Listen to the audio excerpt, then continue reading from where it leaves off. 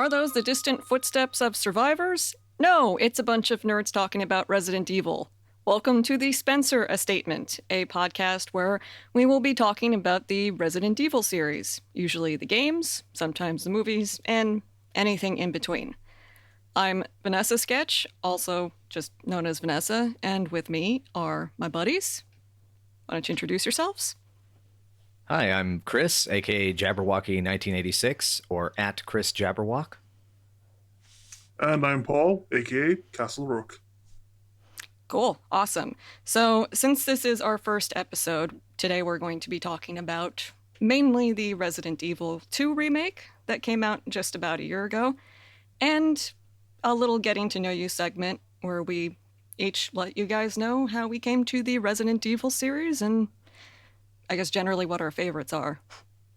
This would probably be the point excuse me to interrupt, but I guess for those of you at home, this would be the point to put on getting to know you so you can have your own spaced style montage as you get to know us. Yeah, that would be a good moment. I'd also like just to chime in that I don't believe in the films. I don't believe they exist. That's going to be a point of contention. At least if we ever talk about the films that supposedly do not exist. Schrodinger's films, they simultaneously do and do not exist. I've experienced them, so I can't deny it. Yeah. We've experienced it. Yeah, hell, we did a fan-made riff tracks like 10 years ago of one of them. Yeah. I will admit I have experienced them, but I'm just trying to mentally block that memory. You're trying to protect yourself. Yeah, I get it. Yes. I get it. So I guess then, let's start off with the getting to know you segment. Either one of you want to go first as to how you got started in Resident Evil? I think as you're our host, ladies first. Okay, all right, cool. So I was 14 in 1998, and I got a PlayStation 1, I'm going to say the Christmas before that in 97, like late 97. And on the box was actually still one of the old 1.5 screenshots of Leon in the jail cell. And I was like, well, that looks interesting, but it also looks too scary for me to play.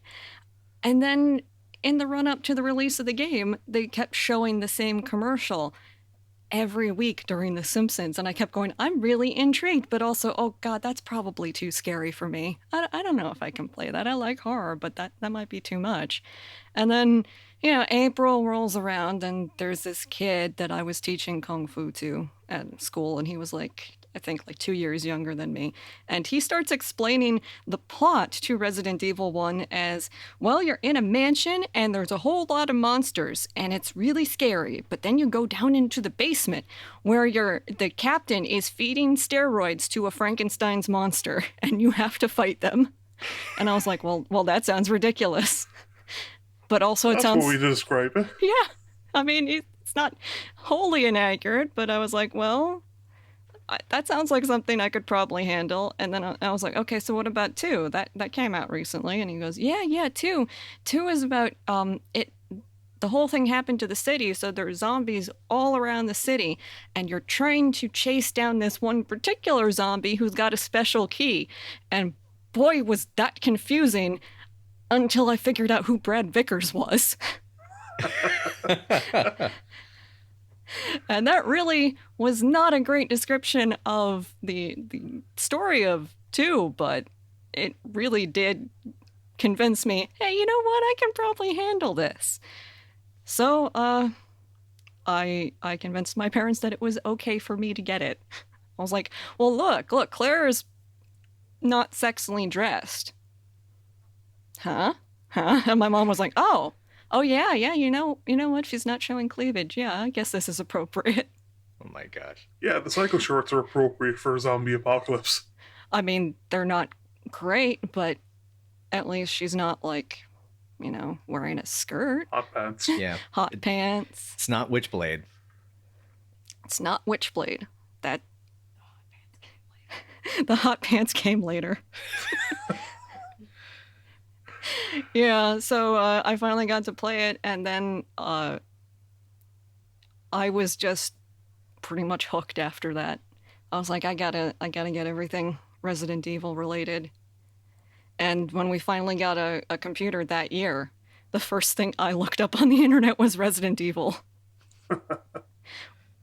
which led me to Chris, Yes, yes, because he was also into Resident Evil. very much So maybe so. that's a good segue to your story of how you got into it. Sure.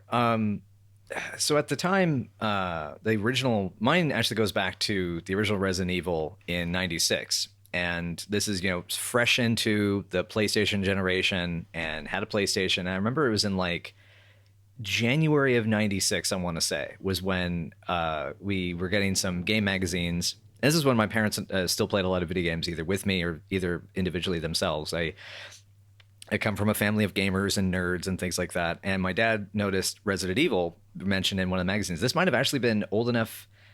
I know I may still have the issue of Game Fan before it even had the Resident Evil title, when they actually just still were calling it Biohazard. And it was a case of where my dad was like, ooh, this looks kind of cool. It's a little bit like Alone in the Dark, which we played the shareware version of. And I was like, I don't know, that seems like it might be too scary for me. And then my dad ordered this videotape, which was a collection of cutscenes and samples. I think it was from like an import site where you could import games, and you could buy like a VHS tape, which is sort of like a catalog. So actually it showed examples of gameplay, and it had stuff from various different Japanese games that you could import. And on there was a clip of the Japanese trailer for Resident Evil Biohazard, which was actually included in the Japanese version of Street Fighter Alpha. I believe it was the Sega Saturn version. Maybe it was the PlayStation version. I cannot recall. I have the tape around somewhere in my collection.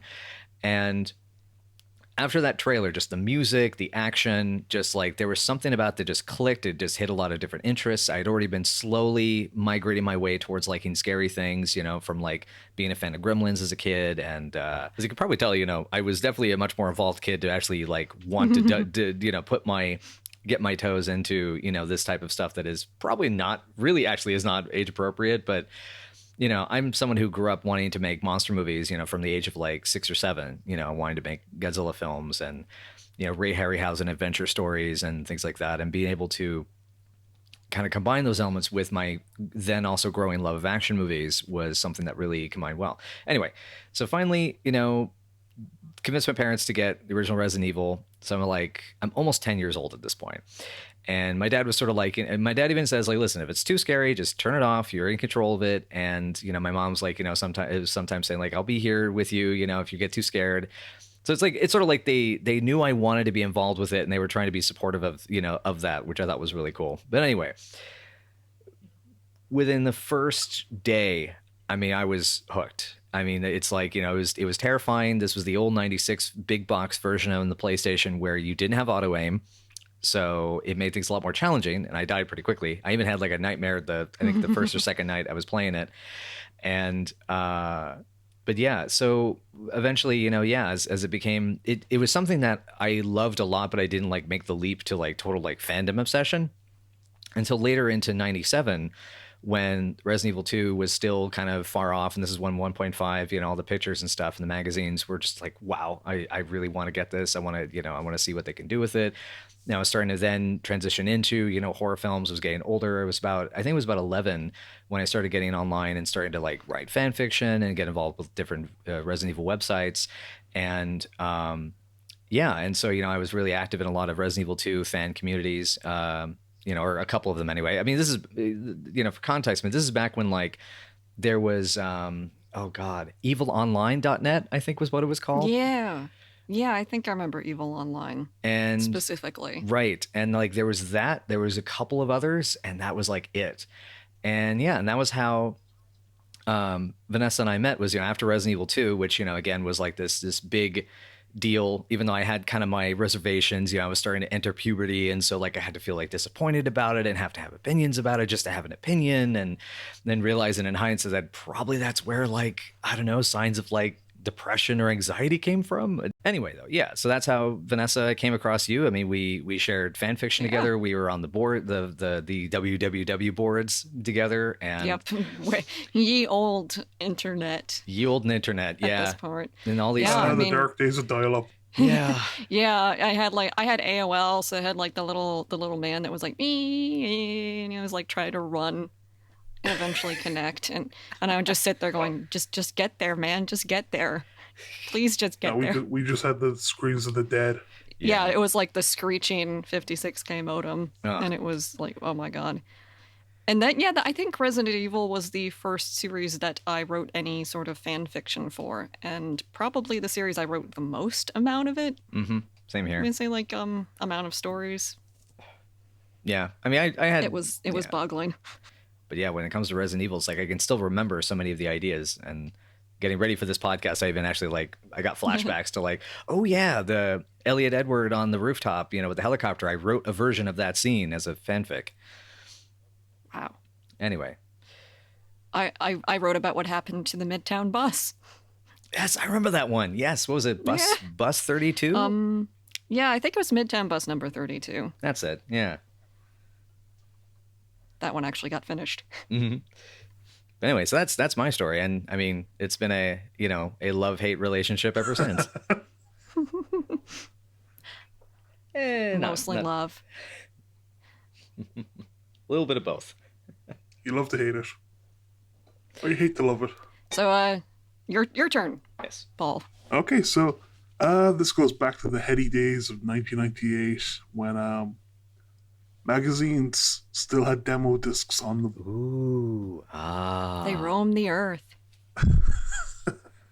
So I remember my cousin had the PlayStation at the time, and we're just playing away, and he said, "Oh, there's a game on here I want to try. It's called Resident Evil 2.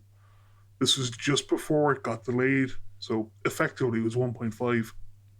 And we're playing away, and Leon gets to the star's office, and he's about to talk on this radio, and there's a gunshot destroying the radio, and it cuts to this pan shot rising up, and you see this woman's legs, and you just see the hint of a red dress, and that's where the game cuts.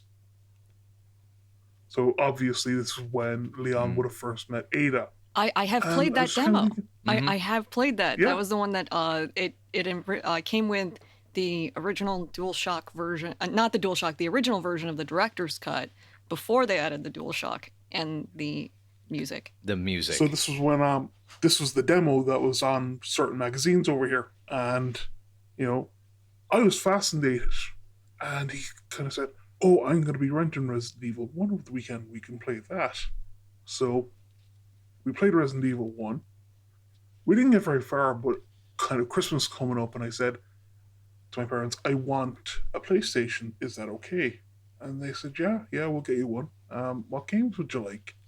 And at the time, this was when the shops kind of had deals where you get the PlayStation and you could pick 2 games to go with it. So I had Resident Evil and Tomb Raider. Yeah. Those are very good choices for that time, yeah. Mm-hmm. Oh, yeah. But I remember playing it Christmas morning, and I decided to play as Chris Redfield. And, I had no idea what the controls were because I'd completely forgotten. I was like, "Oh, I have a knife. Why don't I have a gun? Why is that zombie coming at me? Why what can't color I defend is this myself?" guy? And I'm dead. But that actually really freaked me out because I think I wasn't sheltered or anything because my parents had this thing where I could watch a film, and if I was scared, I could decide to stop it or whatever. So I never did, but I just remember that FMV of the first zombie. Mm-hmm. Still freaks me out to this day. Mm-hmm. It's the eyes, man. It's those freaking eyes. Yeah, it's the eyes, and it's the first time you realize this isn't an insane person. This is a monster, and it's coming for you. So yeah, that kind of sealed my love of Resident Evil, and for years afterwards, I'd play the franchise when I could, because we wouldn't work in TV in the house. It'd be in the living room. So if I got the chance, I'd play it. Mm. And unfortunately, a couple of times, my parents would be kind of reading. They'd look up just in time for me to see me with the shotgun popping several zombies. Yeah. Just go, what? That's the kind of stuff that would happen. The first time I played Resident Evil 2, I popped in Claire's game because I was like, well, hell yeah, I'm going to play as the girl first. And I got to the screen like right outside of Kendo's gun shop before getting munched to death. And my mom saw the death scene and went, oh my God. and I was like, oh my God, that's horrifying. I have to do that again. I mean, that's right at the start as well. Yeah.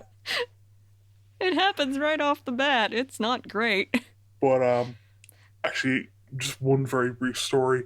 So when I was in school, when you were in fourth year, you got to do, it was kind of a free year, and you got to run a business. It was kind of like we put together birdhouses, but the year after us got to deal with the local mechanics that they could use their license plate machine.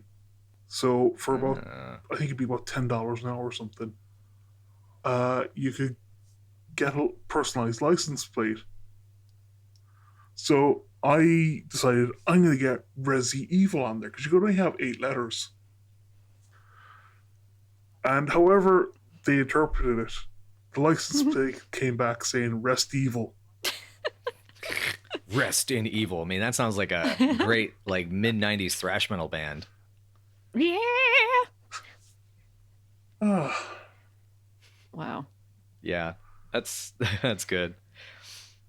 That's it. You know, it's really cool to be able to reflect on how this has been a franchise as part of our lives for just so long, and it's interesting that we're still getting new fans today. Yeah. Like on Twitter, I've sort of mutualed this person 400 who's a guy he's like in his early to mid 20s it looks like, and he's going through Resident. He just went through Resident Evil Director's Cut for the first time. And had no real history with the old school games, and had just watched Let's Plays, and he's been doing them as Let's Plays himself on his own YouTube channel, and they're like sort of like highlight reels, like what we did with our streams last year, and it's wild to see just like how it still endures all this time. It's like it's a franchise that kind of like Final Fantasy, or kind of like, you know, James Bond movies, or, you know, European horror films, or Universal monsters, musicals. You know, they always find a way of finding themselves into the hearts of so many, and then, you know, as these little cabals, you know, form in the fandom communities, and we all get together and have to talk about this stuff. Yeah, it's super interesting. I've been seeing a lot of people that have started coming to the series with the remake of 2, and I just think that is incredibly cool, and it's a great way to get into the series, and also that there's just so much after that you can just dive right into. Meanwhile, I'm just looking at them going, oh, you sweet summer children. You baby. You've no idea of the difficulties coming up. Oh, yeah. Yeah. Well, I mean, exactly. But there'll be fun difficulties. Right. I mean, it was weird seeing this, you know, the newbie going through Director's Cut and complain about it being challenging and obtuse. And it's like, oh, Resident Evil 3 is coming, buddy. Just you wait. Just you wait for challenging and obtuse. You put those gems in to unlock City Hall's door. Oh, God. God damn it, George Trevor. Oh. History's greatest monster, George Trevor, which he'll probably have his own episode at some point. Right, exactly. Just get used to that phrase, because that's going to come up a lot. Yeah. So, very quick question. I'm sure some people are going to be interested. What was your favorite game in the franchise? I'm going to go with 2. It's becoming harder for me. I would say Remake and 2 are probably like a tie. RE2make is definitely getting up there pretty fast, though. The last couple of runs I've had, I've really enjoyed. Yeah, like I would say that when I say Resident Evil 2, I actually do mean both of them. Because I kind of need both of them. Okay, I'm going to be the odd one out here, and I'm going to say Resident Evil 3. I'm hearing that completely a lot. Fair. Yeah, it's fair. I'm hearing that a lot more lately. It's been interesting because I mean, Vanessa and I remember when 3 was fresh, and there was a very strange. There was like a sense of confusion around it. Like, this is cool, but also and then also and Nikolai and huh? yeah, but it's like over time, it's like I think the more that I've sort of studied it, especially when I studied it for the single sitting stream that kind of went off tech wise for us last November. But researching for that, it makes a lot of sense why going for that. What is it that you get out of Resident Evil 3 in that regard? I mean, not to get things too derailed, but I'm just kind of curious if you have detailed response for that. Well, just very briefly, there's kind of two main reasons. One, actually, not two reasons. There's a couple of myriad reasons, but the two main reasons were it continued Jill's story in such a way it's believable. Mm. It's not a case of, oh, I'm suddenly in this place where this accident has occurred and zombies are coming up. It's, Raccoon City is going to die. It's Jill's story of how she escapes during its final demise. The last escape. But also, it's not a mystery to her why all of this is happening. It's just, it's happening, and she has to live through it. But it was also the first game I actually bought for myself. Yeah, that's always going to hold a special place. Yeah. Yeah. So yeah, because I remember I was so excited about it, and I just started my first job, and I was kind of like, okay, I'm making £20 a week, because this is when Ireland still had the pound. Yeah. I was like, oh man, this is gonna be so much fun. I gotta give my mom my money for Christmas, and then I'm gonna save up and buy the game myself. Took 5 weeks. It'll take a while. Mm-hmm. Yeah, but yeah, I mean, like, Resident Evil, favorite game of the series, and I am so looking forward to it now in April. Nice. Yeah, extremely excited still. But we'll probably discuss this more in the dedicated episode that comes up. But I just love the fact that Jill can't actually save anyone. Yeah. And it's so fitting. So it's why I love Resident Evil 3. Yeah, it's definitely not to get too off track, but it definitely makes me feel like, because of what they did to Jill in 5, there feels like a really missed opportunity to develop her character's survivor's guilt and to make her just that much more driven to stop Umbrella and to kind of stamp out and kind of, maybe not zealot, but like very intense. She's very passionate about, because of her own history with it, to because she went through an experience the other STARS members didn't have to go through. That was far more, I think, harrowing, because it was just on such a large scale. But yeah, having to escape Raccoon City is just, it's such a huge thing. Yeah, I mean, like, the fact that there's barely, half a dozen survivors that we know of. It's hard to tell at this point. Mm-hmm. They keep changing it. You're kind of looking at maybe 20 or so survivors. Yeah. Yeah, like you could say that the Outbreak cast survives.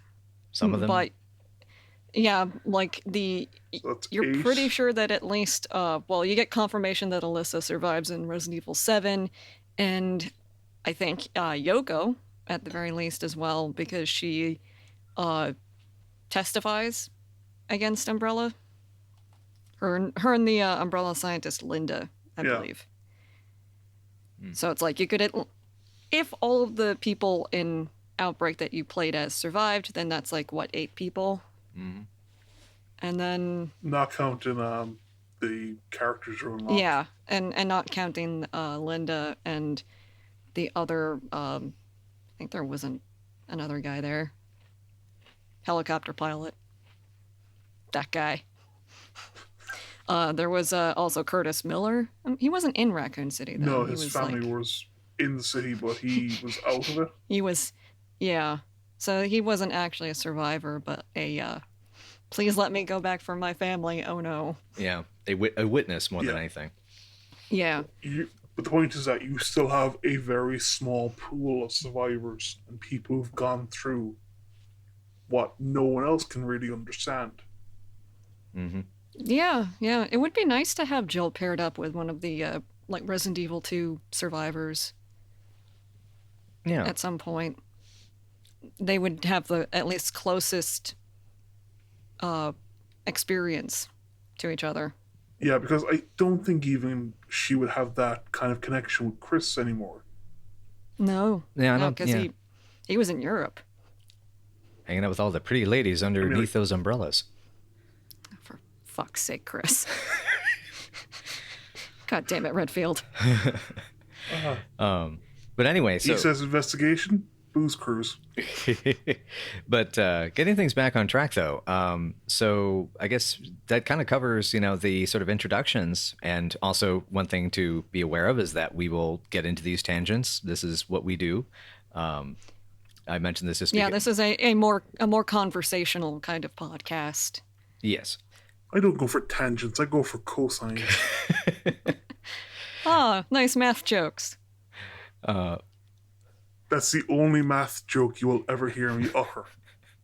Anyway, yeah. So Vanessa, can you tell us a little bit about what is this podcast episode's subject, and kind of get us set up? All right. I'm excited to talk about my notes. You've got notes and you're all prepared. So, without further ado, we are going to be talking about the Resident Evil 2 remake, and mostly concentrating on our big thoughts about the game and the flow of the game, how its pacing differs and similarities with the original. So, just, big old spoilers for both of them, but you're listening to this, I figure you probably know that already. But we're gonna, get real deep into all the aspects of the Resident Evil 2 remake that we really have been meaning to talk about. And in case you don't know, spoilers, there's zombies in Raccoon City. Oh my god. No, Paul, you can't say that on the podcast. It's been ruined for everyone. Don't tell me what to do. It spoiled the whole thing. Oh, man. Well, we're in it now. Zombies. Sorry, not sorry. If only the trucker at the beginning had been told. He probably was, but he's too busy eating burgers. Yeah. Oh, those I hate to say it. It's like it looks like the single most disgusting and delicious burger at the same time. It's like one of those like really big. It looks like the burger, like the display burger you see on like in the on the menu at a burger joint. I want it every time I see it. I'm like, I want to go to Burger King and get the Bacon King. Oh, actually, give it to me. I stand corrected. That burger at the start, that's not a burger. That's a ball of grease. I want that ball of grease, please. That's why it's good, man. It's disgusting, and I need it. Yes. It's a heart attack in a wrapper. Yep. I don't care. It's like suddenly they got the heart attack burger from Grand Theft Auto into Resident Evil. You got Grand Theft Auto, my Resident Evil. Although that would explain some of the car crashes and the zombies attacking the car. True. That does explain that. I think spending an inordinate amount of time talking about the cheeseburger is also a really fitting way to start this off, considering how prominent it was.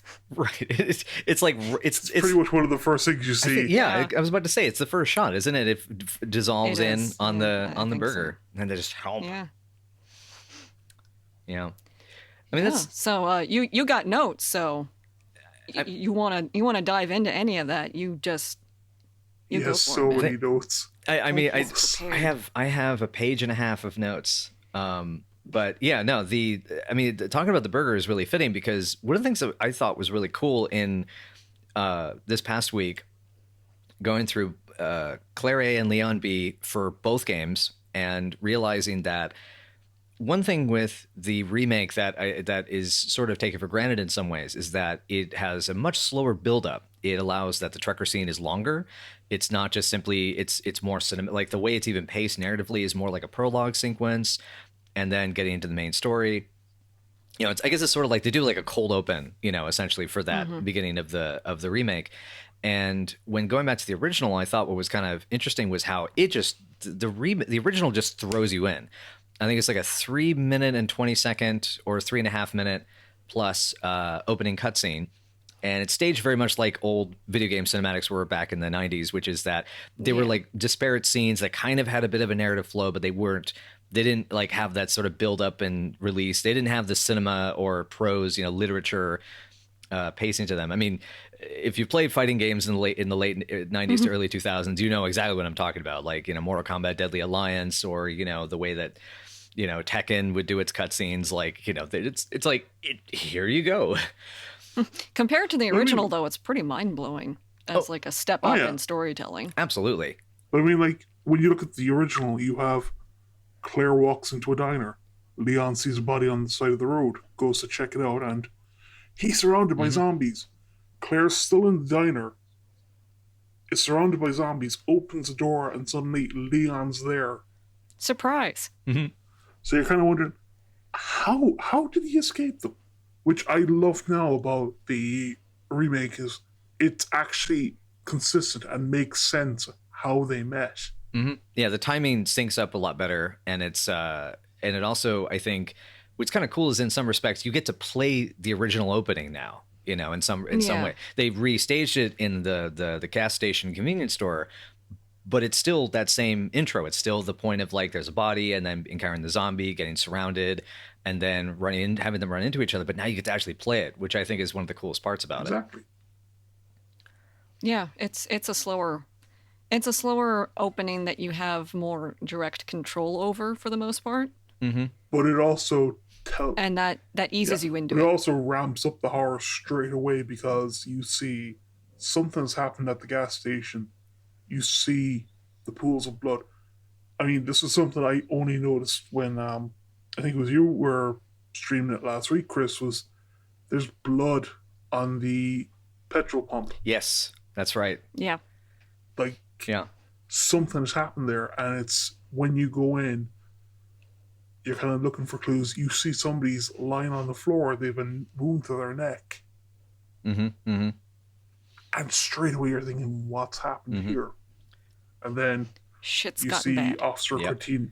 Yeah, you see Officer Cortini getting killed. Which is the two things also that get brought up, I think, from that is mentioning the slower pace, what Vanessa was commenting. What I also like is the remake actually allows you a bit of a tutorial level before throwing you into the action, whereas in the original Resident Evil 2, it's like as soon as the cutscene's over, bam, you're surrounded by zombies, you're screwed, everything's on fire, no telling you what the controls are, go. And that's, you know, your opening.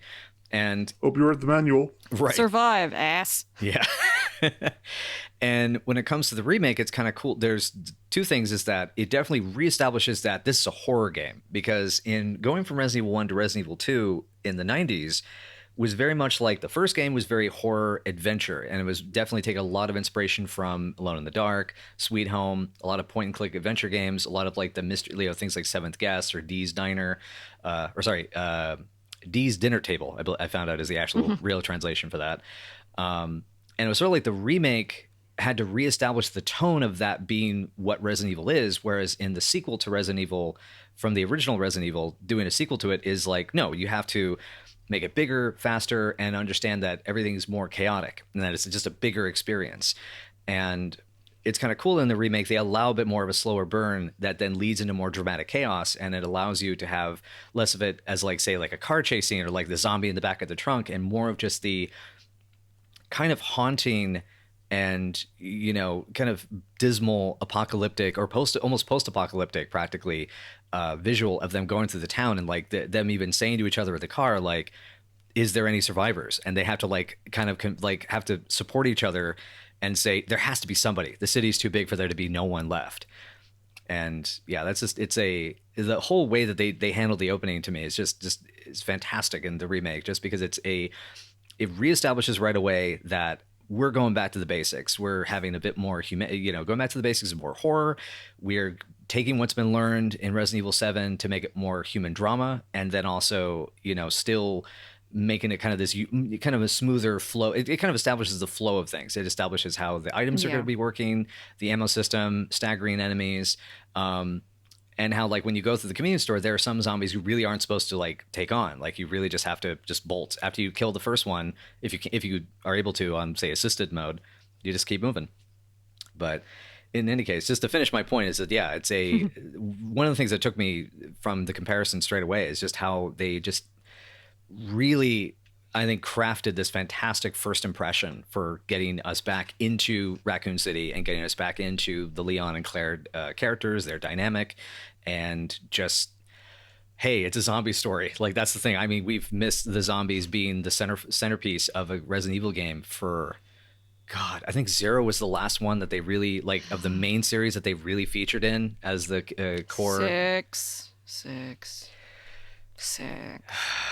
I'm sorry. Yeah, okay. I'm gonna say, kinda. I mean, the C virus was the center point, and the Javo were more reoccurring enemy. I mean, to be fair, Leon's one was the only one that actually had any zombies in there, wasn't it? Mm-hmm. Yeah, it's just Leon's campaign that really has the zombies as a featured enemy, but they are there. They are there. For, and like, they're in Mercenaries as well. Levels. Yeah, but like if you actually consider then that 4 stories, they only appear in 1. Yeah. 25% really. You've just got 25% of your zombies in Resident Evil 6. Exactly.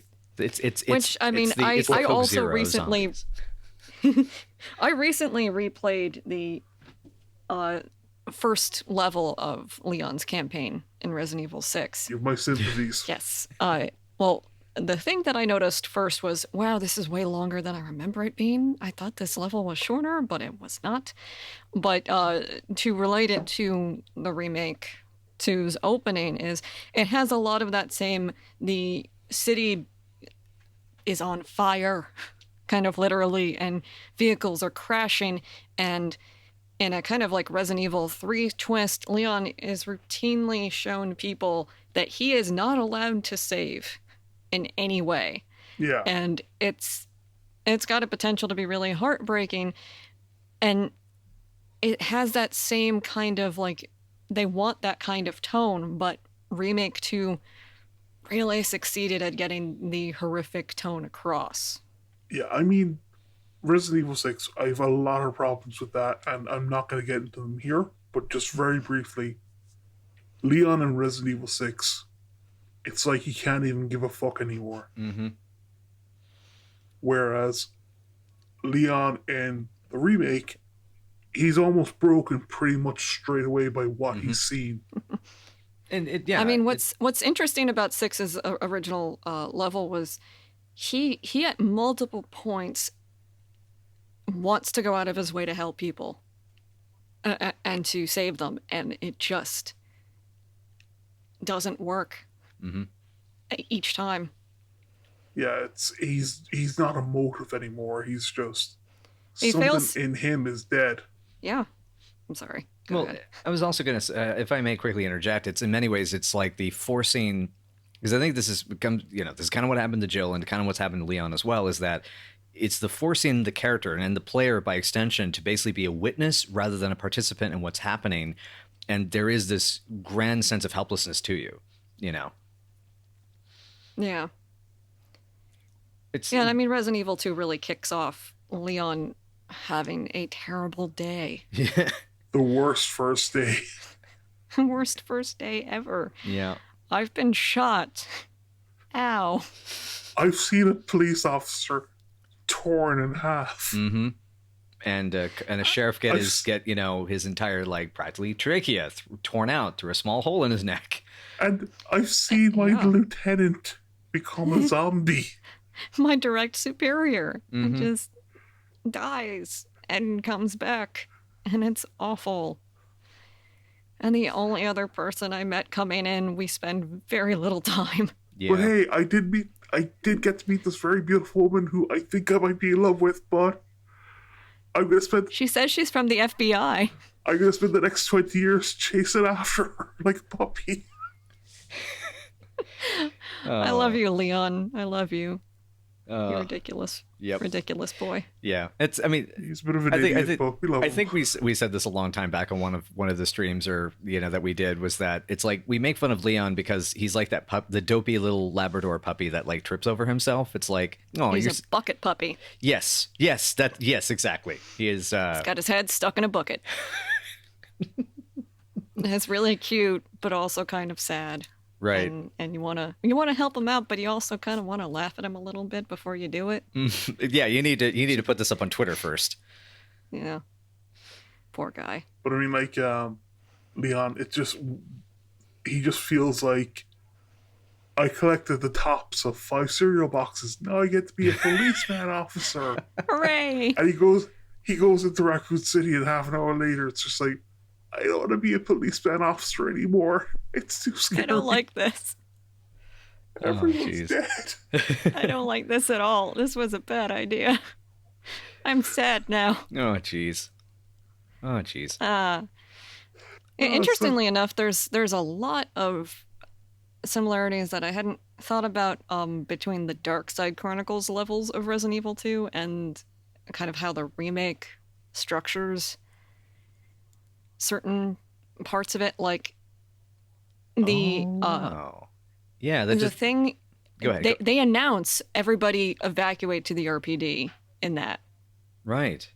And it's a very similar way that they did it in the remake, and I thought that was pretty cool. That's nice. Yeah.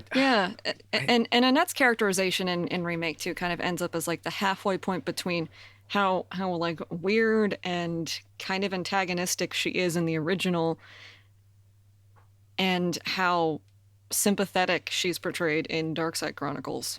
Because she's very sympathetic. Annette in remake 2 is kind of like, nah, I'm evil, but I love my daughter very much. She's like, I did it for the science. Whoops. Yeah, the science was bad here. I still feel kind of torn, because when it comes to Annette, I feel like that's getting a little ahead of everything. But so I don't want to say too much about this. But one of the things with Annette is, I did appreciate, at least in the remake, how it sort of shows that part of her kind of, I guess, psychotic behavior, seemed as if part of it was the having just lived in this bubble for probably the better part of the last 15 years, and basically then being sent on this, hellish gauntlet of bullshit, after, William's turning, and that she just, by the time you encounter her in Remake 2's, timeline, she's desperate, hungry. She looks, like she hasn't showered, she hasn't cleaned. She has probably been caffeinating, probably using, caffeine or drugs or something to stay awake, and trying to track William down. And so I think part of why it seems as if she just kind of dissociates and into, the behavior that she does is it's just a way for her to stay focused, so that she can stay awake, because her thinking is, oh my God, the world is dead if I don't fix the problem here. And she feels incredibly responsible at this point. Exactly. I mean, she is. I mean, she's spent, as you've said, Chris, she spent the last 15 years, or more even, on this project. And I think kind of as the world is crashing down around her, she's realized her husband is probably most likely gone forever. And his place is this monster that is chasing their daughter, and she's realized her daughter, her child, is alone in the city filled with monsters, and it is her fault. And I think that's causing something to snap in her. Yeah, and again, it's sometimes some villains or some sympathetic villains have this element of the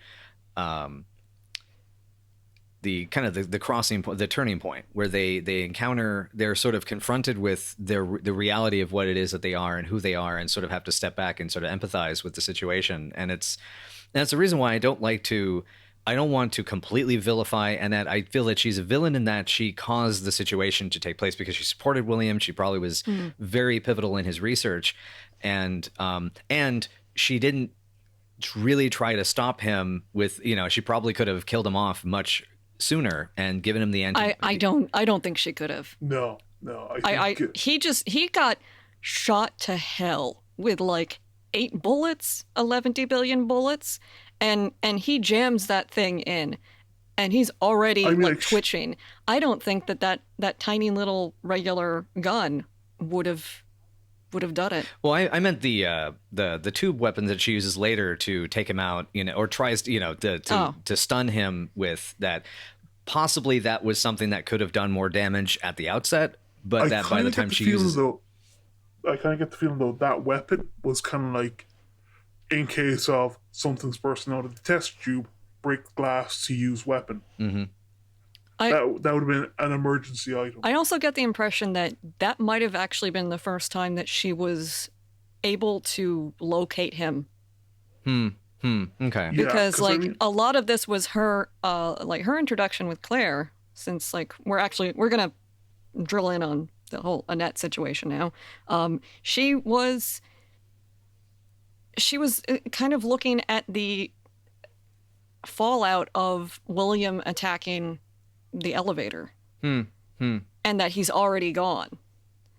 And I think she spent most of the week trying to find him in particular. Yeah, I mean, he's probably moved around the sewers. She can't readily go down there. She is a scientist. She doesn't have military training. She doesn't have military-grade weapons. Her only training is probably in laboratory work and the sciences.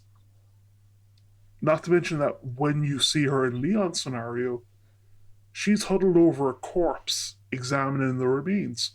She's obviously trying to track William or see what he's doing, but she can't readily go after him. She's also trying to clean up after his messes. Where it's like, if I can't locate him, the least I can do is try to minimize the damage that he's spreading by going after these other corpses, because they're basically the ones that are spawning the G mutants, G adults. She's not fully successful, but she's trying. No, but I think as well, in Annette's mind, she's getting rid of the corpses. She's cleaning up after William, getting rid of evidence, and trying to stop the infection without kind of realizing it's gotten to the rat population now. It's the only way now to stop that infection is just to eradicate the city. At that point, it's basically quarantine it and just burn it. Yeah. Yeah, her main concern is making sure that the G virus does not get out of the city. William! So no G adults. No G adults get out. William doesn't get out. She will go after, whatever she has to make sure that William and the G virus do not go beyond that. Although now I've got a mental image of Annette kind of following William going, I am not cleaning up any more of your dead bodies. You pick it up yourself the next time. Okay, just all right, fine, just this one, but no more. Okay, fine, also this one. Damn it, William.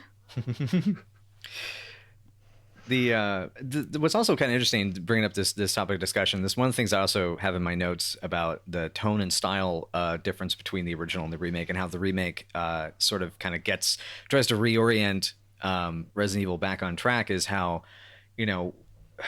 for those that are kind of new to the Resident Evil franchise and haven't really gotten as deep into it as us, and obviously haven't been following it for the last 20 years, watching the series turn from a kind of exploration, adventure, action, a little bit of action game, and then slowly more and more into an action series, until actually, as we're recording this today is the anniversary of Resident Evil 4, and happy 15 years, Resident Evil 4. Resident Evil 4, a game where Leon goes on a rampage because someone accidentally damaged his jacket. Oh, Leon. Yeah, we'll have an episode about it, but my stance is Resident Evil 4 is a story Leon is telling somebody else. Yeah, I headcanon accepted on that one. But one of the things that's interesting is then watching the series go completely batshit insane with, with Resident Evil 6, and then got pretty weird there, didn't it? I mean, Resident Evil 6 is probably we've talked about this, whether it's the goofiest or the weirdest of the franchise. What is the goofiest? Is it Code Veronica? Is it Zero? Whatever. It's 4. It's 4. Yeah. 4 is the weirdest. Yeah. I'm going to say, if you break Resident Evil up into the two trilogies, so you've got the zombie trilogy, 1, 2, 3, and then you've got the Parasite trilogy, 4, 5, 6. It kind of feels like they experimented a lot with the Parasite trilogy and kind of got away from them. It just went completely over the top. Oh yeah, and there's been much that's been written about how the Resident Evil 4 even development process, where they understood they needed to change things up, ended up creating 2 other franchises in the process. Devil May Cry, or not franchises, but I should say other games. One that became a franchise, which was Devil May Cry, and then others which turned into like Haunting Ground and there's another game that I heard that one of the prototypes they came up with created another Capcom series or another game in the mid-2000s. I can't remember what it is now. But anyways, the point is, though, is that we started then to see the Revelation series kind of start to bring things a bit more back into the old school, but it was really trying to hold on to the 4, 5, and 6 fan base. And just because, it's what's sold, it was what was considered contemporary. And Revelations 1, what some people may not understand is that was initially a 3DS exclusive. Yeah. And that's why I didn't get to play it until it was ported. Same here. Later on. Yeah. I mean, I think you and I, when we were writing a zombie script back in 2012, we were watching Let's Plays in the background of Revelations 1 when it was still 3DS only, actually. Yeah, that is entirely something that did happen. I don't remember it specifically, but I do have like a vague recollection of it. Yeah, because I knew when we were writing, I would throw on like time is weird. Yeah, I'd put zombie movies on the back and Revelations LPs and stuff like that. But anyway, so they really trying to marry the styles with Revelations 1. It kind of felt like they wanted to get the sort of intrigue and BSAA stuff and the action feel of the later games, but then also let's be creepy again with the setting. Yeah. Oh yeah. There's some really good creep factor in Revelations 1. Revelations 2, in my opinion, is really atmospheric. I really love that kind of like really kind of Pripyat sort of style location. I mean, that is Chernobyl as fuck. that whole island. But anyway, so when you get to Revelations 1 and 2 and kind of gets things geared back in, kind of moving back in that direction, the HD remaster of Remake and 0 really definitely starts pushing things back on track. And then 7 comes out. Yeah. And what's really cool about 7, I would love to be able to discuss Resident Evil 7 at length because of its, particularly with regards to how it takes inspiration from American horror films. Because the Resident Evil franchise has always taken very interesting inspirations from horror movies throughout, history, throughout cinematic history. And I found with 7, being so zeroed in on, things like Texas Chainsaw Massacre, Evil Dead. It's even got elements of like eating a lot of Tobe Hooper stuff. So like TCM, Eaten Alive, Funhouse. I mean, there's. I'm willing to bet if you look deep enough, there's even references to like either Life Force or his Invaders from Mars remake from the 80s in there somewhere. And wouldn't be surprised. And so when you go back to Resident Evil 2 and you go into what the Resident Evil 2 remake does, what's kind of cool is the older franchise was very B-movie. And they, like I saw this great quote from the composer for the original Resident Evil when he was, it was either the music guy or the sound person, or maybe he worked on both. And he was asked, did you have any research that you had to do? And he said, yeah, Mikami just kind of came in and gave me like this stack of zombie movies and just said, watch these. And in the 90s zombie movies, what those really meant was, okay, you'd get the Dead trilogy, which were great. You would get Return of the Living Dead, which is pretty awesome, but very stylistically different. And I guess Return of the Living Dead trilogy at that point as well. And then aside from that, you would just get all the Italian ripoffs, and you would get like Zombie 3, films that are kind of zombie adjacent, like Nightmare City. Virus was another one, sometimes called City of the Living Dead. Lucio Fulci movies. And the point is, those are corny films. Those are cheeseball films. Those are grindhouse pictures. And I love those movies, but it's like, I'm not going to say that, these are masterpieces that made me think and feel. It's just that they're masterpieces of grindhouse schlock. They're absolute blast. They're amazing on the big screen with an audience. And what's cool about the Resident Evil 2 remake is how it took from what 7 decided to make this much more serious, horror-driven, not quite as over the top, because I mean, Resident Evil 7 is is also, it's a different kind of insane. It's a different kind of over the top. Yeah, yeah. No, it's definitely over the top, but in a way that in context feels appropriate for the game. Exactly. And the story. Exactly. And then when you get to the Resident Evil 2 remake, and especially like characters like Annette, and like so the thing is, we can have these conversations now about characters like Annette because they added that extra level of oomph that it learned from Resident Evil 7 that a modern horror sensibility is you do something that's a little more emotional, it's more dramatic. But that's one of the things I think tonally works so well in the Resident Evil 2 remake, and just why I'm so like overjoyed, and why I've, it's probably the Resident Evil game I have played the most in the last year, and has honestly like rekindled my love for the franchise in a way that nothing else has, is because of the fact that it sort of cracked the code of like, Marvin is this tragic character now. He's not just a guy that you get a bit of exposition from and kind of feel sad for him dying and feeling bad about it. Now you feel actually hurt that like you couldn't save him, and he tried. He even stayed alive. He didn't kill himself because he was like, I'm going to try to fight this, and it doesn't work. And he even has to push you away. It backfired. But he's trying to stay alive because he wants you to get out. Right. Exactly. When you see him, he's pretty much already dead. Oh, yeah. The fact that he actually manages to hold on for almost the entire time you're in the the precinct. Sorry. It's heartbreaking because you see him kind of go from, he's struggling to stay on his feet, to he's sitting down all the time, to he's sleeping, to his ultimate fate. And when I replayed it as Leon recently, when Leon goes up to him before he goes down into the basement, he wakes up. Suddenly he actually starts to kind of growl, and you almost like can see him fighting the urges. Like that's the great that goes back to the original Resident Evil and the itchy tasty, there's a distinct there is a distinct difference between how far gone he is with Leon versus what's going on when he meets up with Claire, if you do Claire's scenario first. And also funny enough, you run into him in the same general area in Darkside Chronicles. That's he's in the front hall the entire time.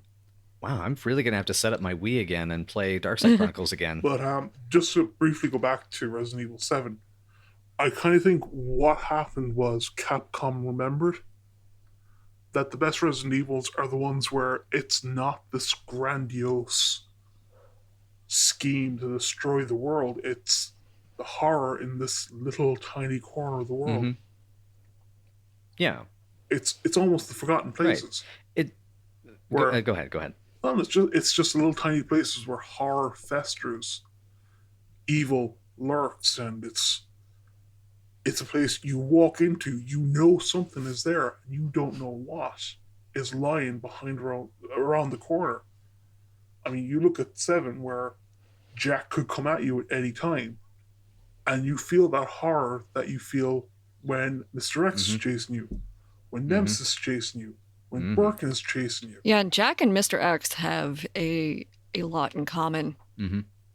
Yeah. And how definitive their presence is, and how much that they can like really come after you, and you better keep moving. Yeah. You get out of there. Move or die. So Vanessa, you mentioned you also kind of were going back through the original 98 Resident Evil 2 this past week. Did you have a chance to go up against the old Mr. X in the B scenario? No, I didn't get really that far into the B scenario, unfortunately. I kind of ran out of time. Yeah, I ran out of time to finish it today before we started recording, but I got pretty far along. Actually, a trivia note, I used the Leon B save file on my PS3 that I believe is from when you visited for Downcast, and it was the one we played with Phil the night you two met. I love that one. That was a good night. It was a good time. So the thing I was going to say is, like, when you go to Mr. X, this is another great thing to talk about for the remake, is that Mr. X in the original, when you actually know what to do, and given how slow he is, I mean, he's slower than even many of the zombies. He's a freaking pushover. Yeah, he is slower. And it's like, yeah, you get rewarded for downing him in the form of ammo, and sometimes you might need to because the hallway is too tight to deal with him. But a lot of times you can just tank a hit and keep going, or you can like maneuver around him. Mm-hmm. Just run past him. Yeah. And in the remake, it is much more difficult to shake him.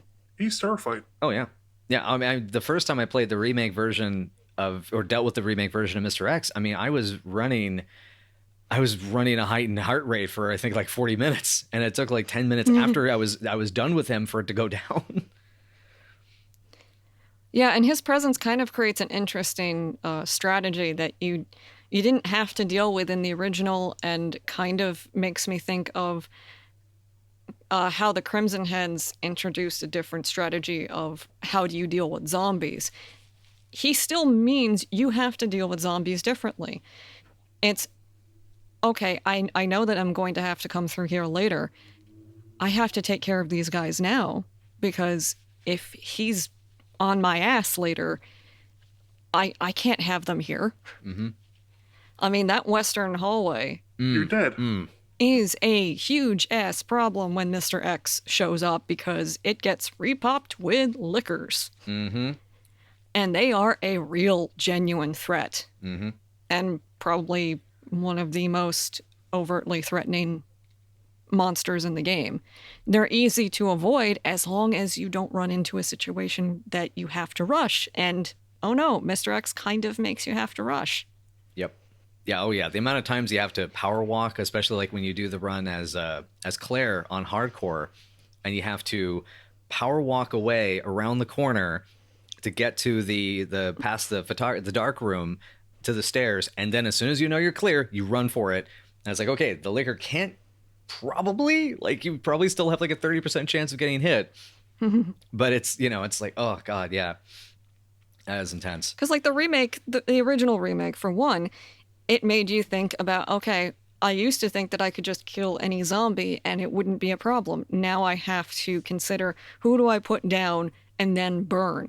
Who do I just avoid? Mm-hmm. And like, it's not exactly the same with 2, but it kind of still creates a different kind of planning you have to take into account, which was interesting. Well, I mean, like, in 2, you have to decide which windows do you board up, because you can't board up every window on the ground floor. Yeah.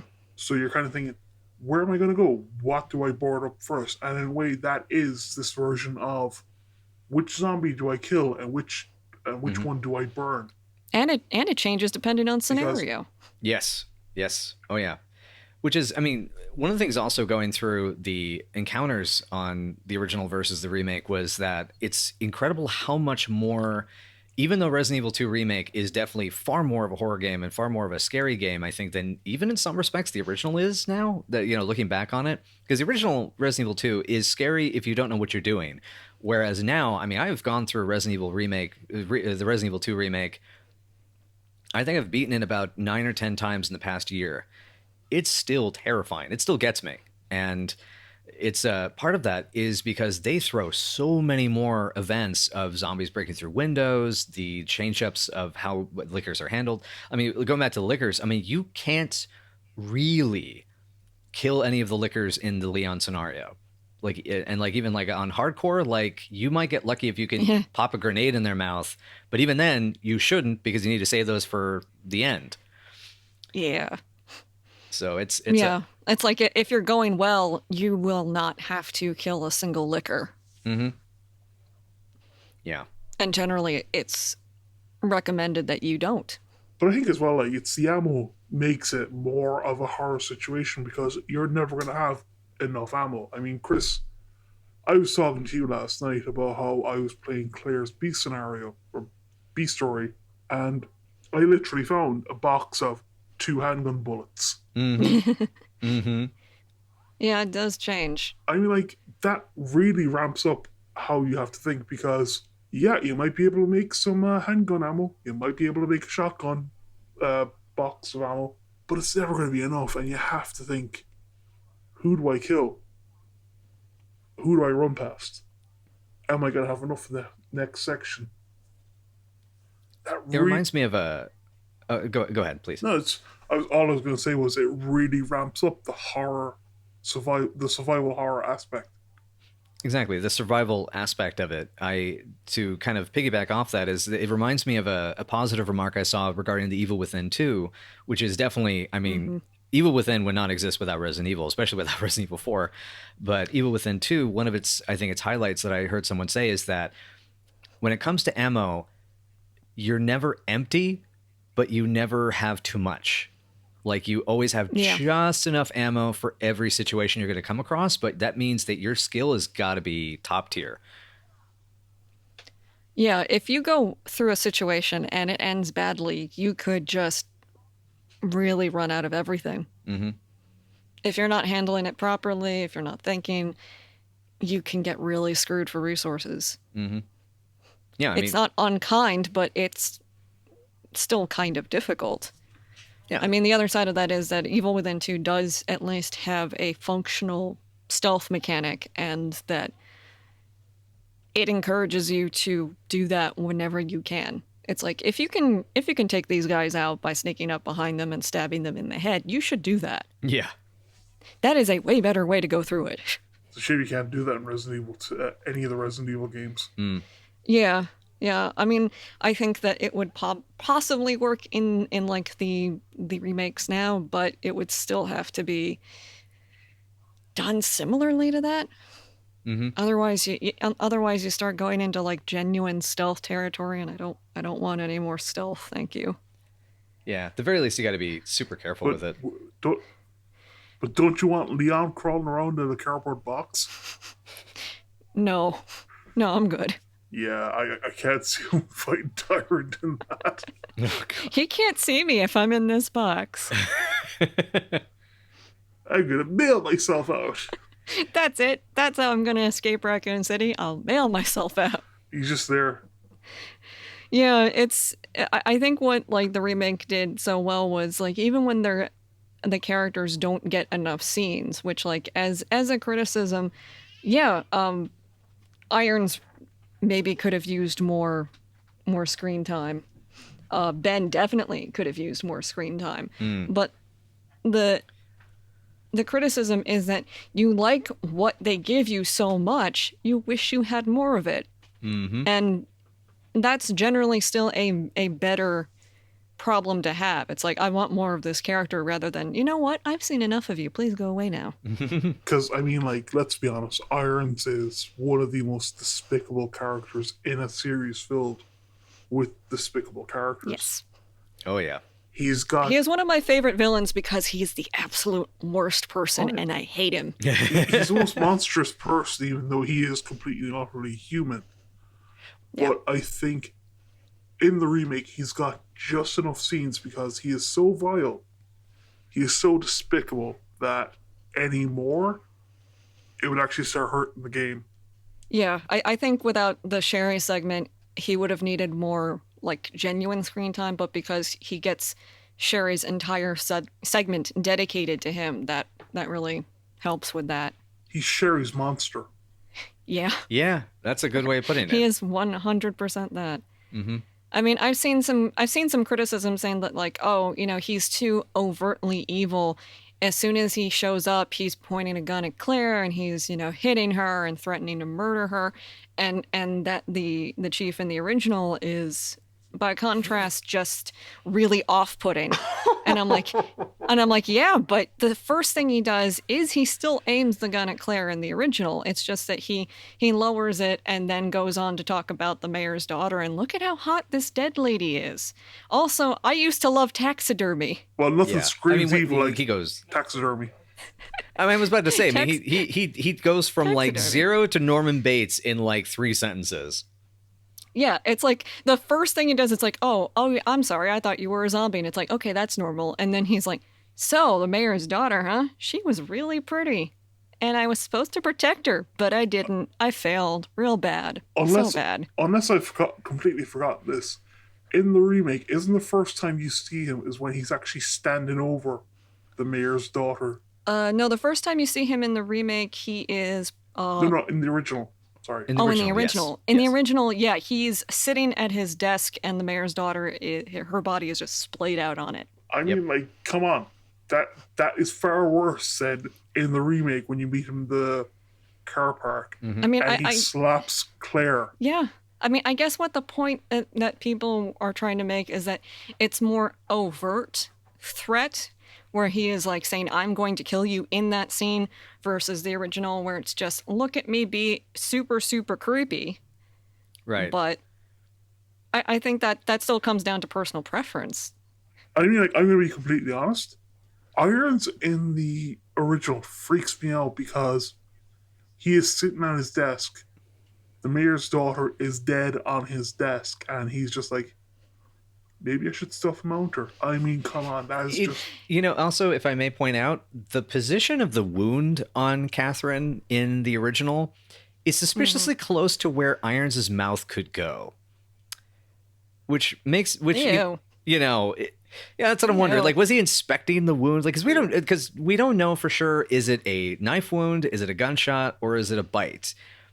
Because he claims that she'll turn into a zombie, but we don't know. Yeah. There's no zombie corpse within that area to say that, oh yeah, that was a zombie that got to her.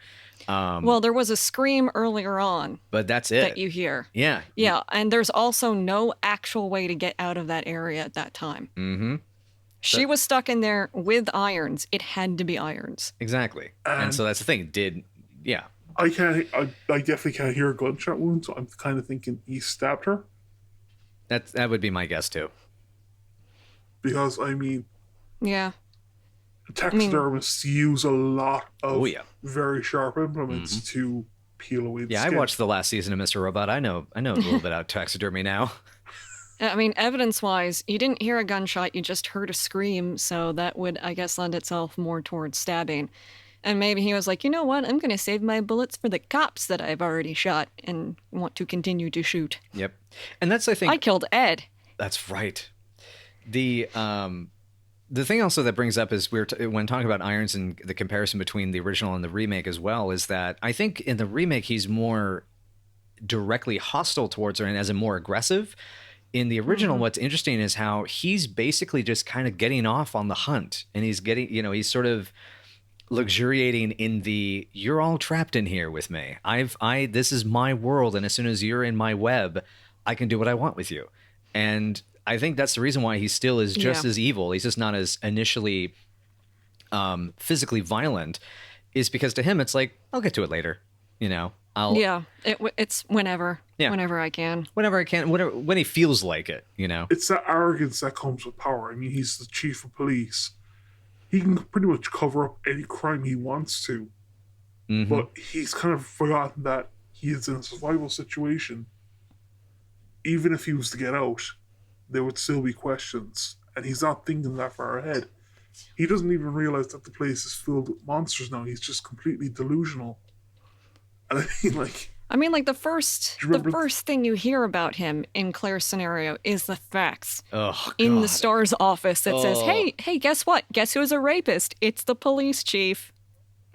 So you're already pre-framed that this guy fucking sucks. Yep. He's a bad person. And the first thing you see is he's got a lady just on his desk. Wow, that's a rapist with a dead woman on her desk. That seems normal. And I mean, like, the only story I can think of there is that, I hate to say this, but I think Irons tried to rape Catherine. She fought back and he killed her. That's it tracks. Yeah, I mean that's Irons, and I mean I think the Outbreak games tried to expand upon that Irons was also a serial murderer who was going around just like killing blonde women. And I remember that vaguely, and it was one of those. Okay, like the problem with doing the serial killer angle in this type of over the top material is that it that's when it starts to get a little too cartoonish. For me, to be honest. I mean, I fully believe it with him. Yeah, but it's also just he's this and he's this and he's this and he's this and he's this and he did this. It's like it's like a filling out a bingo card. I feel like it just expands on the one track that Brian Irons is as a horrible human being. True. Because a guy in his position, being who he is, yeah, he'll just keep doing it. He will just keep doing it. Who's gonna stop him? Yeah. Who's gonna stop him? Who thinks the chief of police is a serial killer? Nobody's gonna think that. Everybody. Well, I mean, all of the stars are like, this fucker, right? Didn't Alyssa Ashcroft kind of do an investigation into Irons and was uncovering all this information? And I'm not sure if that was Alyssa. Yeah, somebody was doing some sort of. I feel like there was some sort of like investigation, but I don't know if it was Alyssa's doing. Mind you, I have not played Outbreak File 2 in probably close to 10 years now. Yeah, so same. So I mean, like, yeah, we need an Outbreak refresher course. Yeah, oh god, soon. I mean, I would like to talk about that at some point because Outbreak has a lot of interesting stuff going for it. Oh, I love Outbreak. Yeah. But also, mentioned in Remake 2 with like the reference to Rita. Mm-hmm. And the pathway underneath the statue. Mm-hmm.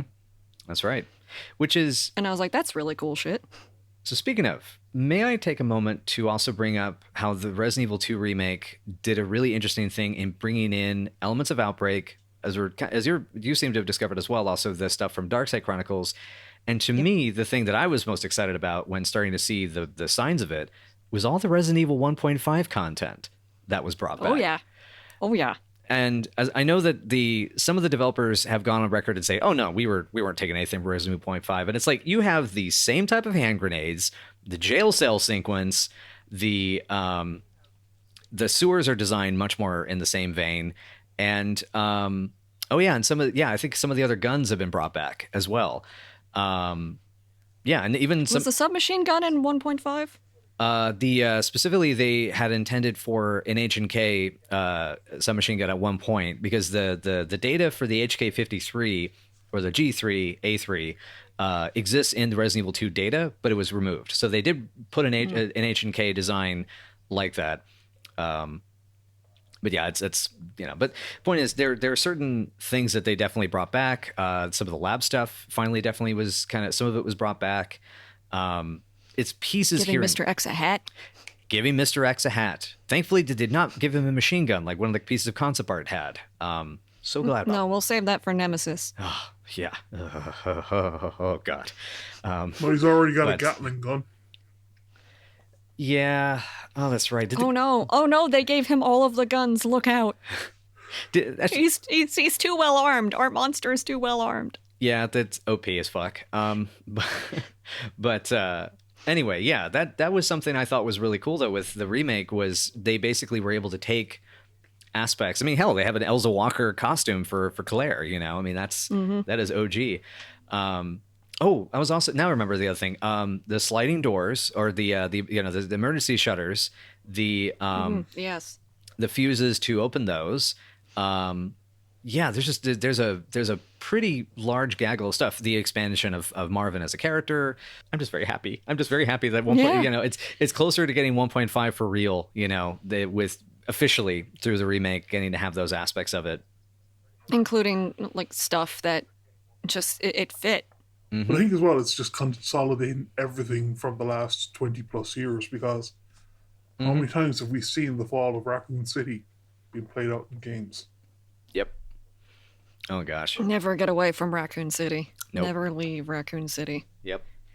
Yeah, it's the thing I'm kind of curious about is if at some point in the future they'll find a way to sort of like this is kind of getting ahead, but this is makes me wonder if like at some point they'll find a way to get the fall of Umbrella sort of figured out to like somehow combine maybe the whole like end of Umbrella Chronicles with Code Veronica and figure out how to make that shit work.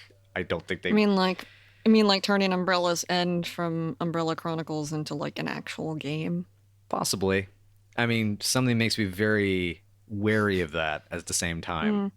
Well, off the top of my head, you could have like Eliza Walker as a young attorney or investigator, kind of gathering evidence. Elsa Walker, attorney at law. She could be an investigator looking into the evidence, and that could lead her to the ruins of Raccoon City or to some Umbrella Lab to get vital evidence. All good thoughts. Capcom, all good nerd thoughts. Capcom, if you want to hire me, I am available to work for you. Well, what are your rates? Yeah, no, we'll discuss it. Reasonable. Reasonable, yes. Just pay us, and we will write it for you wholesale. Anyway, I'm still looking through my notes here about any other stuff. Puzzles. I did want to talk about the first scenario, second scenario, and like the weird choices. Yeah, go for it. It just, the first scenario and second scenario, the game exists in a state of both wanting you to know that both characters had to go through a certain amount of the adventure, but also no, there's still only like one real scenario that is taking place, and it's so confusing. And it's like the one choice that they made that was really legitimately a bad choice and hurt the story, because both have to occur. Yep.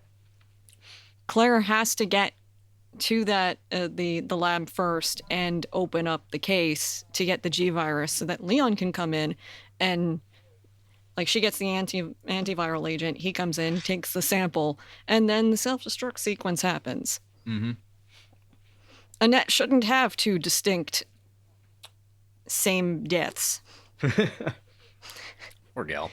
Like, it doesn't work. There's a row of Annettes out there.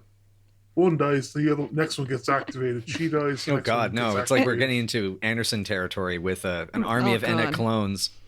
I'm so sorry. I'm so sorry. Oh God. Because it's like, oh, we want you to know that there's only one Mr. X at a time. It's whichever campaign you're playing. And I'm like, yes, but that doesn't really work out, does it? Nope. It don't. It doesn't. It don't. Also, why did you bother to make Leon's have a unique visual distinction if it doesn't matter? There's only one anyway. With an old transmitter in his head. Yeah, he's the only one. Mm-hmm. He is the only one. Claire's doesn't, and Claire's gets wrecked by Birkin, which, solves the who's going to win in a fight. Mm-hmm. It's Birkin. Mm-hmm. God, that scene was fucking bad, though. It is. And it's really frustrating because what you get of Remake 2 is overall so, so good. Why make this decision? Mm-hmm. The story of the game requires these two characters to both have an adventure. In the run-up, they were like, yeah, these are two distinct campaigns. And I was like, oh, cool. That means they can really, mm-hmm. Go to town make them fit. Right. You can really make them fit this time then. And it's like, no, actually, we went halfway. Literally, the only difference between the two storylines is Leon helps Ada, Claire helps Sherry. That's literally the main difference in the story. Mm-hmm. And it's who meets Mervyn. Right. Exactly. Yeah, and so, I mean, in going over my notes, because this is one thing I also did want to discuss as well, what was interesting going through the B scenario this afternoon was because of the 4 scenario pattern, and especially with the Claire A, Leon B in the original 98 version, it really allows you to flesh out the story. You have these crossover scenes of like Ada running into Sherry and getting the necklace, which then has the G virus sample, which then means that, which led to in the epilogue, for instance, in Resident Evil 3, where Ada has been injured, from whatever happened, and that she actually had a bit of the G virus on her that basically meant that version probably juiced her up, which is what led obviously to Wesley's report and blah, blah, blah. But as well, though, I mean, there is just the sense of like all the story events are able to kind of sync up. You have the radio communication. That was one thing I remember, Vanessa, you bringing up the other day, is how the loss of the radio, for instance, and those kind of checking in with each other conversations, those elements definitely sort of get pulled, they get retracted. And in doing so, it kind of has... Because I think what it is they wanted to have these two scenarios that were distinctive and probably were going to be whichever one is canon is the one that you want it to be, sort of thing, and that they didn't want to worry about rewriting the history essentially, which they were going to do anyway. And I think it sort of freed them up. So I can understand it from that perspective. But the problem is, as we're saying, is that it's like with having no distinct unique events. So for instance, yeah, Annette has to die a second time to Birkin, get crushed by Birkin, fighting, that's the G3 fight encounter in the lab. And instead of even just simply changing the cutscene to where he falls and so Leon decides to confront him, or the doors lock on the other side, and just cutting, or that's again, Claire A, Leon B, say, for instance, and doing those sort of things. And, or to have, for instance, have Annette show up at a different point, which is what they actually do in Leon B in the 98 version. Whereas in Leon B, she encounters him, and still confronts him about, you murdered my husband, here's the G virus, and gives the reveal about Ada just before Mr. X. I love that in the original, she goes to Claire and goes like she goes to Leon and goes, you murdered my husband, and then Mr. X shows up and she's like, oh fuck this, I'm out. And then she runs up to Claire and goes, you murdered my husband, and then William shows up around the corner and she's like, oh no wait, there he is. Everybody murdered her husband. Oh my gosh. But I think that's just kind of a sign of her psychosis as well, because she's just thinking, William's dead. He's been murdered. These are obviously people from Umbrella. They murdered my husband. Right. Oh wait, there he is. I mean, she works with Claire like way more than she does with Leon, where it's like with Leon she has like a nearly entirely antagonistic relationship, and with Claire, Claire always approaches it like, well, Sherry's out here and she's been infected by William. We have to stop this, and that's like, oh shit. Act like a parent for once. Yeah, you're right. Okay. Right. Okay. Yeah. And getting back to the B scenario in general, though, and this is about like how, like, if they wanted to sort of fix the timelines a little bit, or try to combine because I mean that's even what they do with the remake, is how the sort of the kind of emotional drama that you saw from kind of the more kind of canon versions of the Claire A, Leon B, or at least the more fleshed out versions, are sort of combined. Yeah. So Leon's campaign has the kiss happen earlier, and the relationship with Ada, basically you get to have your cake and eat it too, is kind of their plan. And so you have more. Yeah, you get the A ending for Ada. Right. Exactly. You get the A ending for Ada, but you get some of the scenes from the B scenario. So you get a little bit more of the emotional stuff, because when I played Leon A in 98, I was like, what the hell is Ada's deal, man? What is your deal, lady? Yeah, seriously, you got, even for a spy, you got problems. But anyways, and so in my notes here, what I mentioned in the remake was just like how because they have less narrative connections, they end up causing kind of plot holes, because as we're saying, like, you don't have distinctive bosses. You don't have distinctive boss fights for the B scenario, the second run. And what ends up happening, and I understand why, because my God, the amount of production value that went into just creating William's only like 5 versions in this version now. I think it's G5 is the one that's on the train.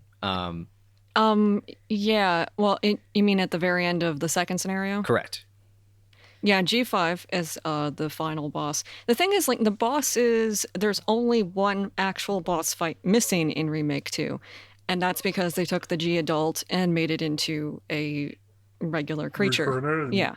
So if they had wanted to just use the same models and split them between the scenarios, they probably could have just done that. Probably could have just done that. Because you fight G1 in scenario B in the original. You fight G2 in scenario A. You fight G3 in scenario B. And like for a couple seconds, I think, in scenario A, because then he immediately morphs into G4. And then G4. Yeah, I mean, he's heavily reworked. The one they cut from the remake. Exactly. Very heavily. And then G5 is the final one in scenario B. So it's like you're not cutting any content, essentially. You're just spacing it out in a different way. He's just alternating. Right. Which made sense given like what he was doing, because it was like going from character to character and dealing with them. And I mean, like, in some stages, you're essentially knocking him into another area, which is where another character's running along. So it's not like he's actively hunting out people; he's just coming across Hmm. them. Hmm. But I think that whole scenario is just ping pong assault. Mm-hmm. I mean, I guess maybe they were afraid that people were only going to play one character, one campaign, and that was it. So all that mattered is that you play that one campaign. I still say it comes down to resources and budget, to be honest. I think after Resident Evil 6, Capcom has definitely shown that they are very gun shy about budgets with their big franchises because, I mean, Resident Evil 6 took years to make profit because even though it was the fastest best selling Resident Evil game in the history of the franchise within the first 6 months, it still lost them money because they spent so much developing it and so much on marketing. I guess like it was something. I mean What was it? that's going to be a slow build up afterwards because of the sheer backlash it received. I mean, I think the backlash was part of it. It also was that they overestimated the audience. I've found that this seems to be a big problem with a lot of franchises that go over budget is that they keep expecting it's going to make Call of Duty money. And the thing is, Call of Duty is a very mass appeal thing in the West because there's so many people that love military shooters in the West that play video games. And you can get people that literally the only video game they play is Call of Duty. With Resident Evil and franchises like Resident Evil, like I mean, because even to some extent we've seen this problem with like player bases for like Final Fantasy games and some of these niche kind of Japanese RPGs, is where they'll sometimes pump a ton of money into it, thinking, oh, this is going to be a huge hit, like one of these other major franchises, and it's like, dude, there's reasons why those succeeded, not just sometimes the content, but it's also about what it is as its identity. Whether it's good or not sometimes isn't always the key issue. I do agree that I think the Resident Evil 6 backlash was huge. I think the reviews didn't help it, but so they made this impossible like target to hit, and of course it ends up not working. And we look at even like Resident Evil 7, all things considered, Resident Evil 7 was high production value for probably a much lower cost than we think. It probably was still expensive by standards, by certain standards. I mean, obviously we have friends who do indie games that probably cost like the lunch cost for a day at one of these studios. But what I'm wondering with Resident Evil 2's remake is whether there was a situation where with the second run it was kind of we kind of have the time to do it, so let's go ahead and pop it in and just get it over and just get it in there, because it just feels, because when I went back to the B scenario, I mean, my God, they remixed all of the item placements, pretty much no key items. Yep. Except for like the plug slash tablets, the stone tablets. Aside from those, like every item has been remixed. Every major. Oh, you mean the medallions are still in the same place? No, I'm talking about in the RPD. I'm talking about in the original. In the original. Yeah. So the Claire stone blocks or the plugs for the sewer entrance. Right. Those are basically those are the only ones that are static. Whereas the shotgun's in a different place, the magnum's in a different place. Both B scenarios in both the original and the remake are faster routes to get to the bigger guns, and then also in turn become more challenging combat wise. So they have like more lickers, or they have more, and Mr. X shows up a lot earlier, and things like that. But it definitely doesn't have the sense of scope, and it's kind of unfortunate because like to be able to have like in Leon or Claire B to go into the basement for the first time, for instance, and actually have to take an alternate route and realize, oh, the Birkin's already, screwed up and mangled up the path to get across to the platform to get to the parking garage, and having to go a different route. Like say like have that during the battle he smashes something, and that clears the path on the other side, and then you have to go around a different route, and be able to see like bits of the carnage, and then maybe see the leftovers. So like getting to see G adults that are either a boss fight or use them more regularly as a monster. Anyway, to finish my point, though, is that it's clear in the original game the zapping system was going to be a big selling point that they wanted to have, whereas the second run in the remake feels like something they were happy to be able to do, but it felt like something that they just didn't have the time or money to actually accomplish, especially with the Ghost Survivors DLC that was and the Hunk and Tofu stuff they were trying to get done as well. Yeah, it's especially unfortunate because you still really need two scenarios that connect to make the story work. You still have the other character has to go through a certain amount of events, reach the same ending point so that somebody can take out Birkin on the train. Mm-hmm. You can't ignore the other character's existence. But I mean, like, I think as well, this kind of comes down to the fact that this is a small studio. This isn't like a main Capcom studio. It's someone they've hired this game out to, so they're kind of limited. Wasn't it developed internally? I'm pretty sure it was developed internally. Let me take. I think remake 2 was. It's Resistance that isn't. Yeah, Resistance is being outsourced. Yeah. All right, so that's probably what I heard. Yeah. Resident Evil 2 Remake was Capcom R&D Division 1. They have been the consumer games division with Resident Evil, Devil May Cry, Dead Rise, and other worldwide franchises. And the second division does the fighting games, so Street Fighter and MVC. And consumer games division 3 is Monster Hunter, Ace Attorney, and other franchises, more traditional IP towards Japanese audiences. Fair enough. I stand corrected. It is, I mean, admittedly, though, I would not be surprised, though, as I was mentioning, because when you figure what Capcom's been putting their money into for the last, 2.5, 3 years, they had a new Monster Hunter, actually the biggest, the most high-profile Monster Hunter and the most successful Monster Hunter they have ever done, a new Resident Evil, a new flagshipy Resident Evil, and a new Devil May Cry entry. I mean, those are... And Street Fighter. And then, Street Fighter... Oh, that's right. Because even though as much as I can say, Street Fighter 5 came out in 2016, that was almost 4 years ago now, but the catch is they have had a consistent team doing updates to it, you're right, for the last 3 years running. That's a good point. Busy. Exactly. Those are big teams. I mean, this is actually a time when the big names in the industry are not doing quite well. I mean, look at EA, Bethesda, Konami, and suddenly don't look at Konami. Don't look at it. don't look at it, son. It's a horrible tragedy. Close your eyes, Marion.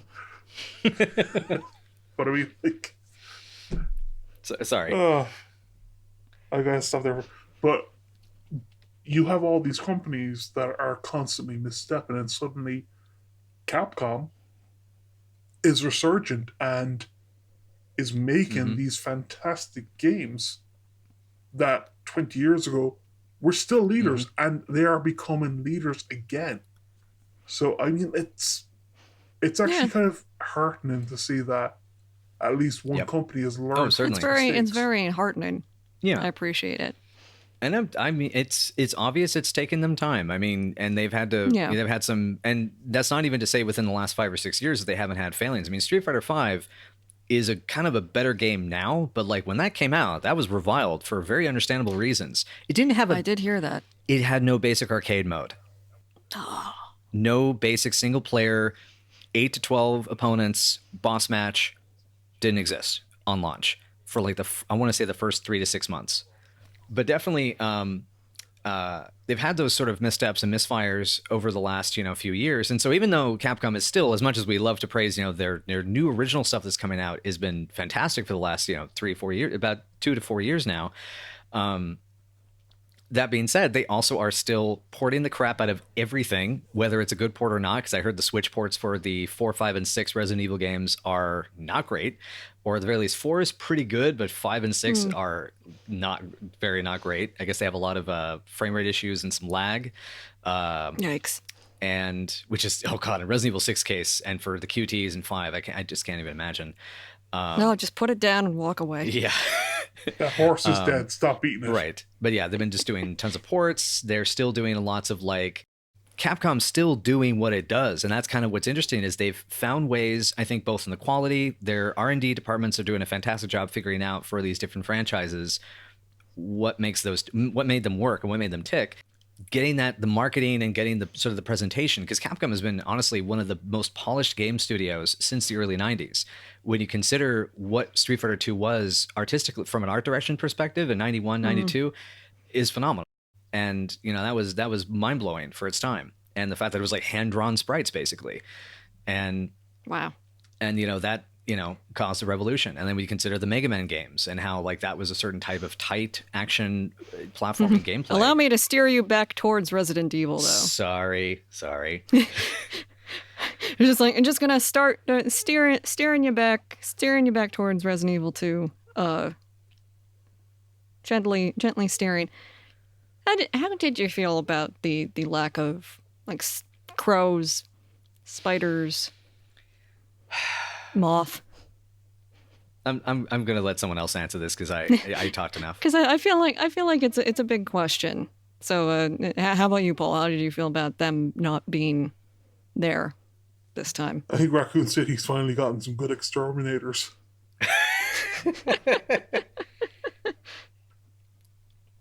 Because, like, yeah, the moth was never a looming presence in terms of, like, oh, yeah, that was a boss character that I definitely remember and I definitely looked at when I shot, and I didn't kill him while he was off screen.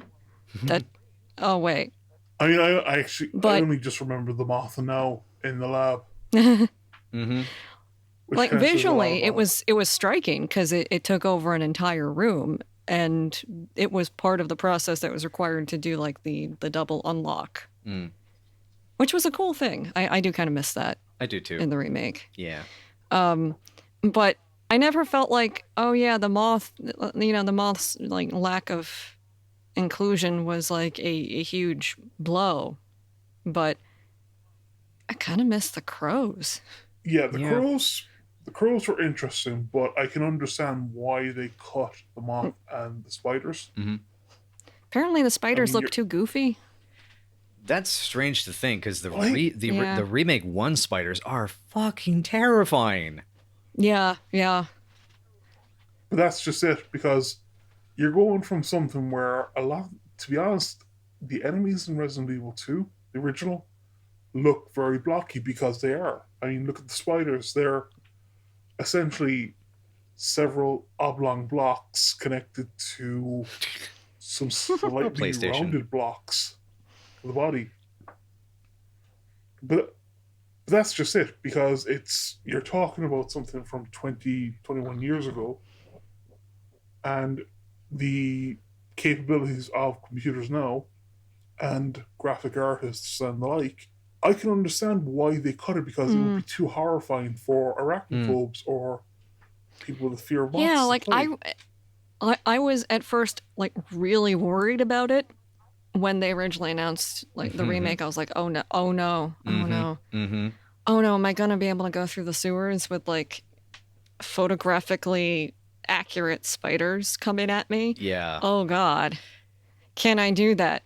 But I also kind of missed the opportunity to deal with it. I mean, like, right, you missed the opportunity to use a rocket launcher on them. Yeah, kind of miss it. Or shove a grenade into their mouth. Oh man. Yeah, oh my God.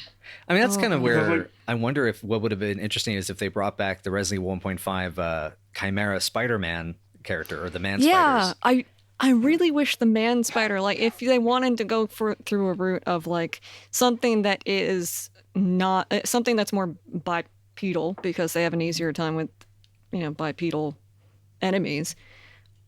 But you want something that's, kind of spidery and creepy. That guy really, I more than any other monster, I miss the man spider.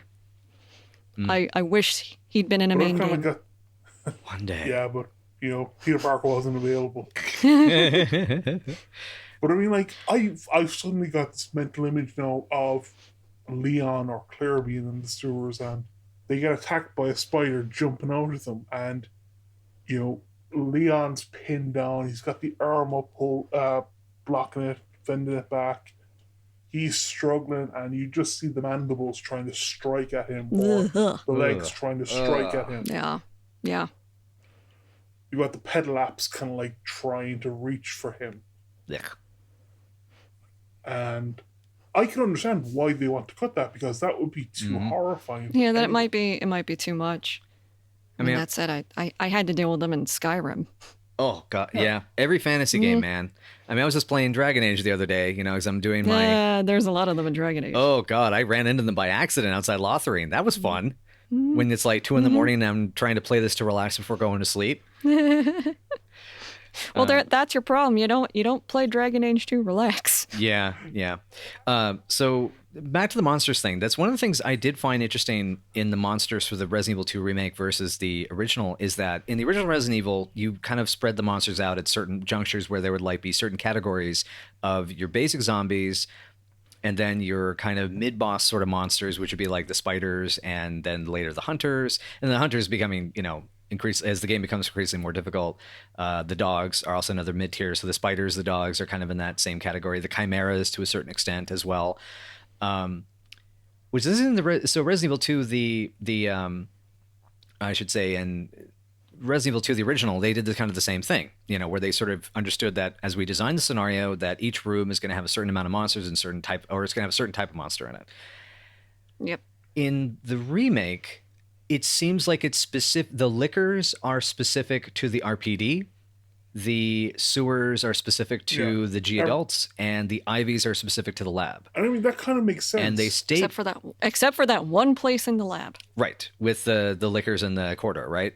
You're talking about? Yes. Yeah, where you have to do the first use of the signal modulator. Yeah. Mm-hmm. And that's like the one kind of breaking of the rule, but it's not a hard and fast rule, but at the very least it is something that occurs. And that's why I brought up earlier about how if they had changed up things and like put the G adult at a certain position or something like that, that would have broken the rule in a much bigger overt way in the second run. But yeah, that's considering the enemy layout for Fourth Survivor, they totally could have done it though. Oh yeah. I still get creeped out whenever I do the bit where you're first coming back from the basement as Claire, and you have to go. You use the hard key to get out of the chief's office, and you go up, and you're supposed to go out onto the roof to go down to the flaming helicopter. I still keep thinking to myself, "There's going to be a freaking G adult right outside this door," which. I don't like it. I don't like it. Stay away from me. No, thank you. No, thank you. I mean, I understand it's having a nice little a cup of tea outside on the balcony, on the little picnic set, with the table and the chairs and the awning. Yeah. I say they're taking an awfully long time to get to me. Well, I shan't let these cucumber sandwiches go to waste. And Puppy, would you like one? Yes. But I can understand why they wanted each area to have its own kind of type of monster. And I mean, it makes sense because you've got the lickers in the RPD. They're obviously people who've been... They could be some of the oldest infected people in the area. Yeah.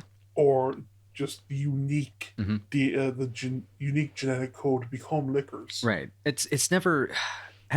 It's generally considered that a person who a zombie becomes a licker through like a secondary infection of the T virus. Huh. So they're like reinfected. Okay. So or something. That's still. I mean, but there was also like there is the V-Act strain which creates Crimson Hens, and then there's the strain that creates lickers, which bugs the hell out of me because it felt like Crimson Hens were supposed to be the midpoint between zombie and licker, but it's like, no, they're not. They're different. Yeah. But I think for the sake of Resident Evil 2 Remake, if we just kind of go for a very simple look, it's the place you're going to find the most zombies is outside the RPD. So it makes sense that there would be proportionally more lickers occurring within that group rather than in the sewers, and why you have a few in the lab. And the G adults make sense because you've obviously got people who were being dumped into the sewers in the initial outbreak, and they've got this G fetus in them, which spawns as a G adult. And then going to the lab, you've got the IVs being the byproduct of Plant 43. Also, that trail, that like hallway with the G adults in the sewer, that is one of the closest points to where Birkin, I think, actually recovered the case. Yeah.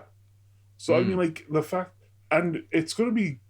I mean, obviously you've seen down there are guys in work vests, so maintenance workers, sewer workers are going to be down there. They're being attacked by these zombies. They're possibly being attacked by Birkin himself. And that's terrifying, especially when you consider that they would probably be the first victims of the virus. Yeah, the sewer workers are kind of like ground zero. Like, yeah. Other than the lab. Right. Like, it sounds like the lab kind of, in the wake of Birkin, fell apart very quickly. Mm-hmm. And then it spread out. Yeah, I mean, like, you've got the lab, which spills over to the sewers. So the fact that you've got the G adults, it makes sense they would be concentrated in the sewers because it's probably where Birkin has killed most of his victims. Which actually, like, loops back to a thing that I had wanted to talk about with the remake, which is how strong the environmental storytelling is at certain places. Oh yeah, it's incredibly strong there because, you know, like I said, at the very beginning, there is a story already being told before you even see your first zombie. You pull into the gas station, and unless you're actually looking at it, you don't see the trails of blood until you actually open the door to the shop itself and you see something. And that's really good storytelling from my point of view. Yeah. And like the whole thing with the penned-in cops in the third floor. Yeah. And there's like the note that is the first hint you get that Irons is there and he's already just off. Off in Murderland. And he's penned in all of these cops and he plans to use the C4 and blow them up. He also plans to like do a mind game with one of them, but he clearly never actually gets around to doing that because the C4 doesn't go off. There's all of this giant gunk that's just around that area. And it seems like it's like the liquor layer. I mean, like, this probably hasn't occurred to anyone, but in my own mind, it doesn't necessarily have to be Irons trap them in there. Because just the way it's written, it doesn't feel like Irons. From what I've read, it doesn't feel like Irons. I thought I thought it 100% was because he was talking about putting on music. Fair enough. Just to make it worse. But the fact that psychological warfare, it's never outright said to be Irons, kind of makes it that another cop might have gone insane. And you've got that ambiguous nature to it, which I love. Like, I appreciate that it's not like 100% like, and this was written by the chief. Look at this letter by the chief who states how evil he is. Mwahaha. I mean, you get that impression as soon as you meet him, but still. Oh yeah, but there's nothing that actually states that Irons was the only one who went insane. There were other officers who snapped, who broke. Yeah, like, it's entirely possible. And just as there were, probably others that tried to do rescue parties and other people that were trying to barricade themselves in different parts of the building and things like that. Yeah, I mean, there's certain areas that just, without giving you the files, which I understand, people kind of miss a certain amount of files on the fall of the RPD, and I'm kind of imagining maybe that's because they're going to show it to us in Remake 3. That's my thought. Yeah, not entirely sure, but it's possible. I don't think Jill is going to be directly responsible for the fall of the RPD. No.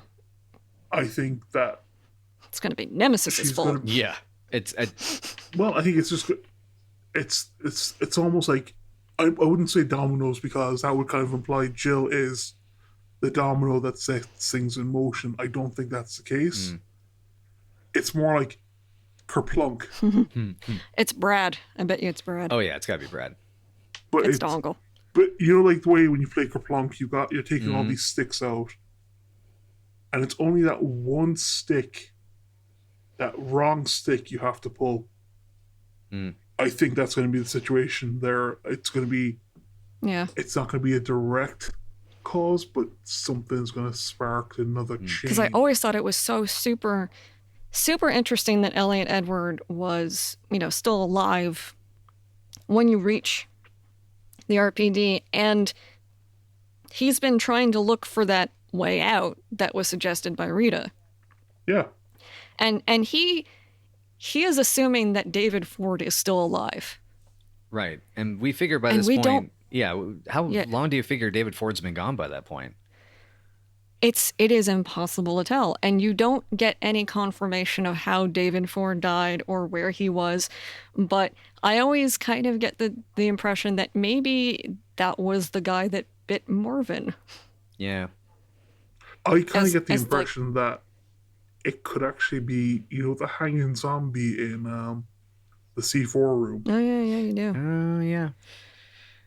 One thing I think kind of Capcom missed the ball on with this is you can't identify officers.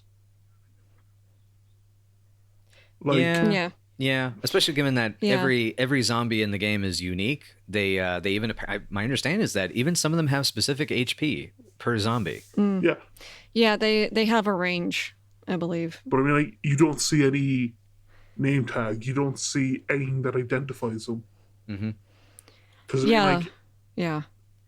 One thing I would have loved was variation in the uniforms.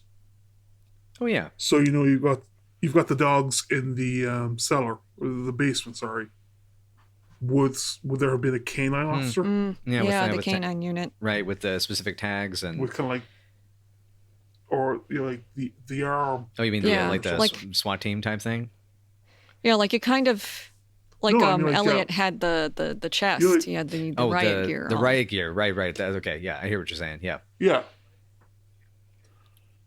But canine officer could have had the padded sleeves they have for training the dogs. I mean, it also would have been nice to have more identifying factors on the corpses. So. Oh yeah. You could figure out this might be this officer or. And this might be Officer Rita. Poor Rita. What happened to her? Yeah. We don't know. Well, I was saying this to Chris yesterday. As somebody pointed out, everyone kind of hopes Rita made it out until you realize that she's going into the sewers, which has one of the largest concentration of BOWs. Yeah. She's going in with a handgun. Maybe. Well, it was that she had the idea to get out of the police station by using the underground, the basement, statue tactic. Right. And we're not sure if she ever. I mean, it seems like she never even got to do it because all the medallions are in their places and the thing is locked. Mm-hmm. It was an idea she had that she didn't even get to. To see through. I think in the remake she's dead. Yeah. It's pretty much a given. I mean, at the best, they'll do the Ghost Survivor type thing if they do any sort of expansion DLC like that for 3, where suddenly now she has, a Gatling gun and she gets her one little scenario that probably isn't canon. The Gatling gun's probably bigger than her. Yeah, just a lot of non-canon scenarios. Right. But I think it's a story that I think a lot of people would love to have seen, but at the same time, it's when you know the outcome too. So speaking about the zombies and about the identifiable corpses, it's interesting. There's a plus and minus factor I find to the way the zombies are handled. That some are not identifiable in those regards, but it was interesting to me at least that I especially noticed this on this most recent go around this past week is. There's a lot of references in the zombie designs, like odes to zombie films and to, the classic certain zombies, and then also some of the classic Resident Evil zombies as well. Yeah. And because I'm assuming all of you guys noticed there's one that's very clearly is Bub from Day of the Dead, right? Oh, yeah. Yeah. Oh, yeah. And there's the... and you got the vending machine zombie. Right. And then, also there's the... There's also one that looks like the Dawn of the Dead poster zombie. There's one that's clearly Ed from Shaun of the Dead. There's a handful of others. It's a bummer, though. If we didn't get naked zombies, we didn't get Pete from Shaun. That would have been good. No, the only nude zombies. My blessings there. the nude zombies we got were the Paleheads. Yeah, that's right. The Paleheads. Oh, God. Oh, jeez. Oh, this thing. Yeah, those guys. Yeah, I had so much fun blowing them up yesterday. That was fun. Good times.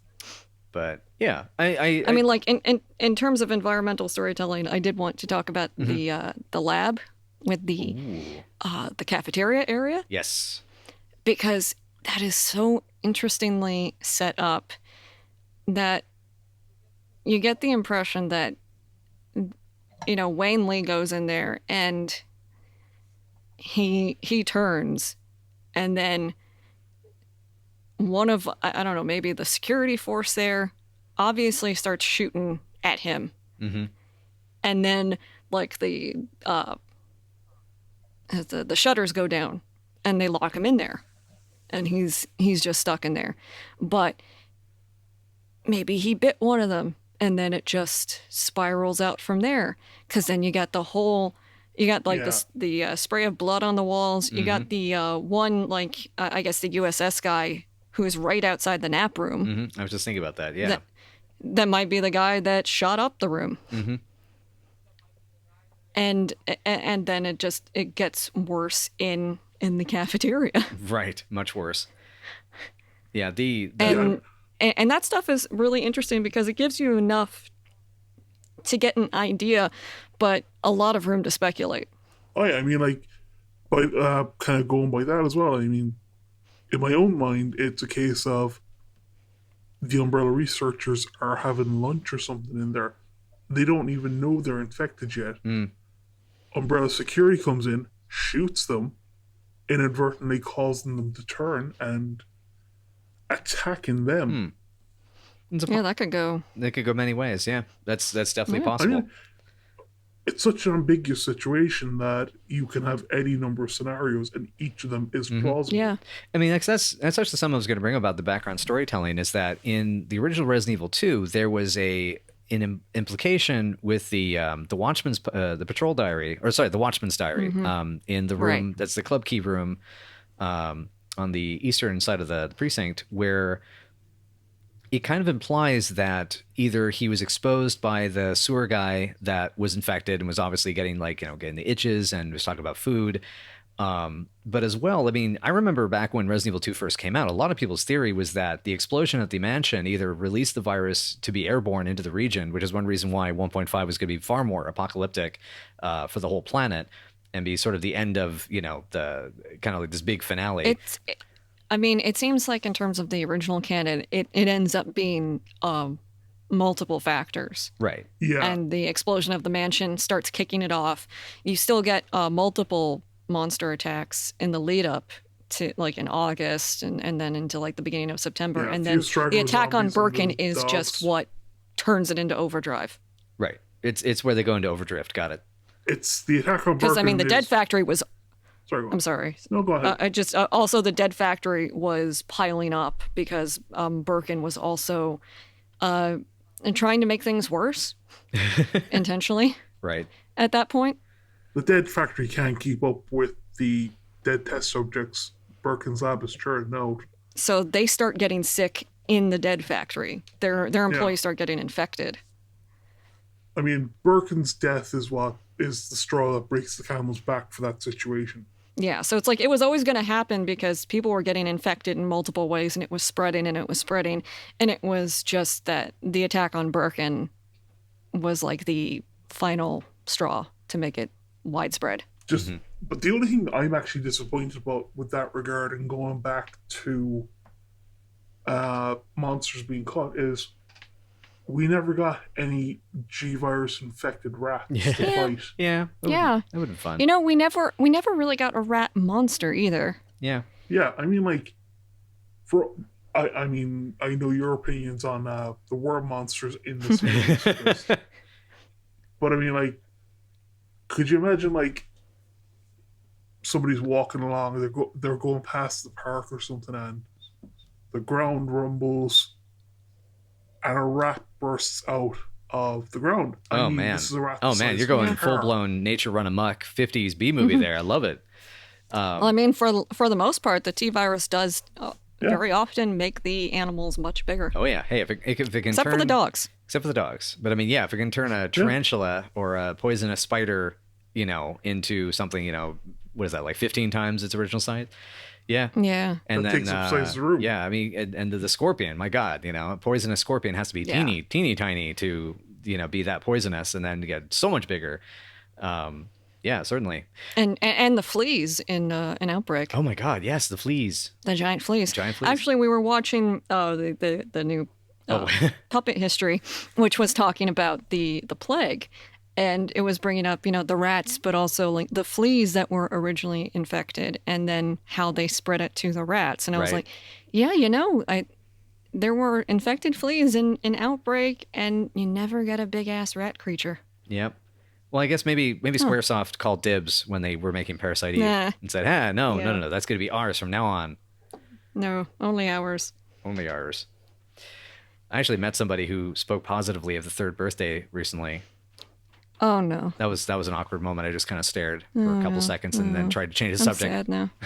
I'm sad now. See, I would have just looked at them and then walked away. It's like, okay. I don't get it, but okay. Yeah. Oh, okay. Sweets.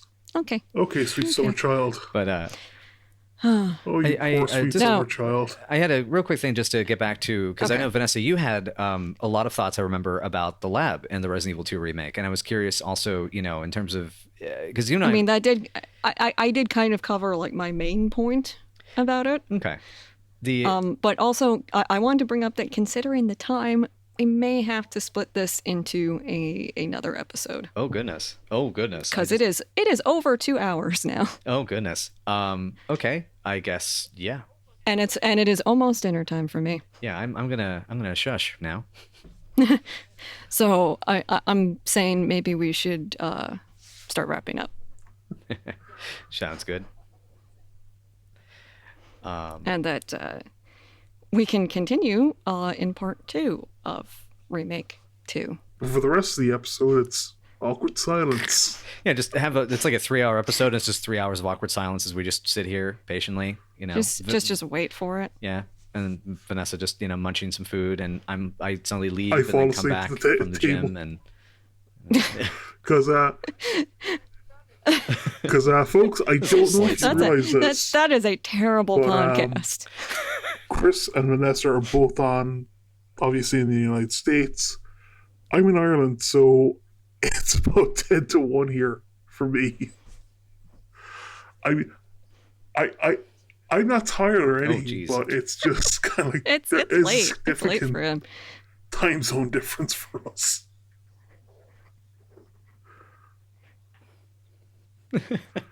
Yeah. It's like you're 5 hours ahead of me, and then that makes you like I'm 8 hours out. 8 hours. Yep.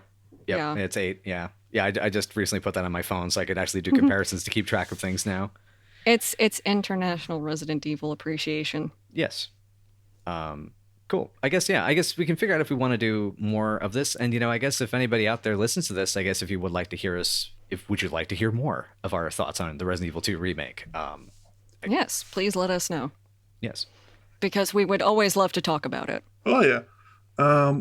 What we might actually do as well in part 2 of this podcast is we might set up a questionnaire section. Hey. Yeah. So if you have any questions you want to kind of discuss, or any topics you kind of want to bring up but don't know what to do, we might be able to do that.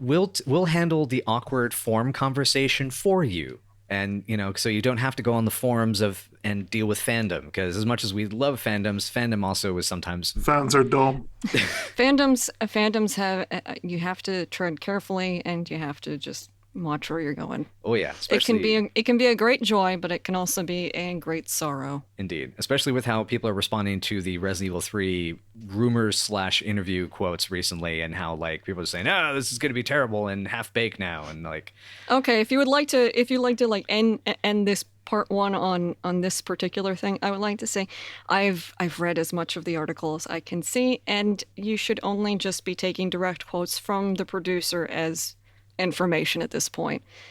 Everything else seemed like kind of inaccurate conjecture.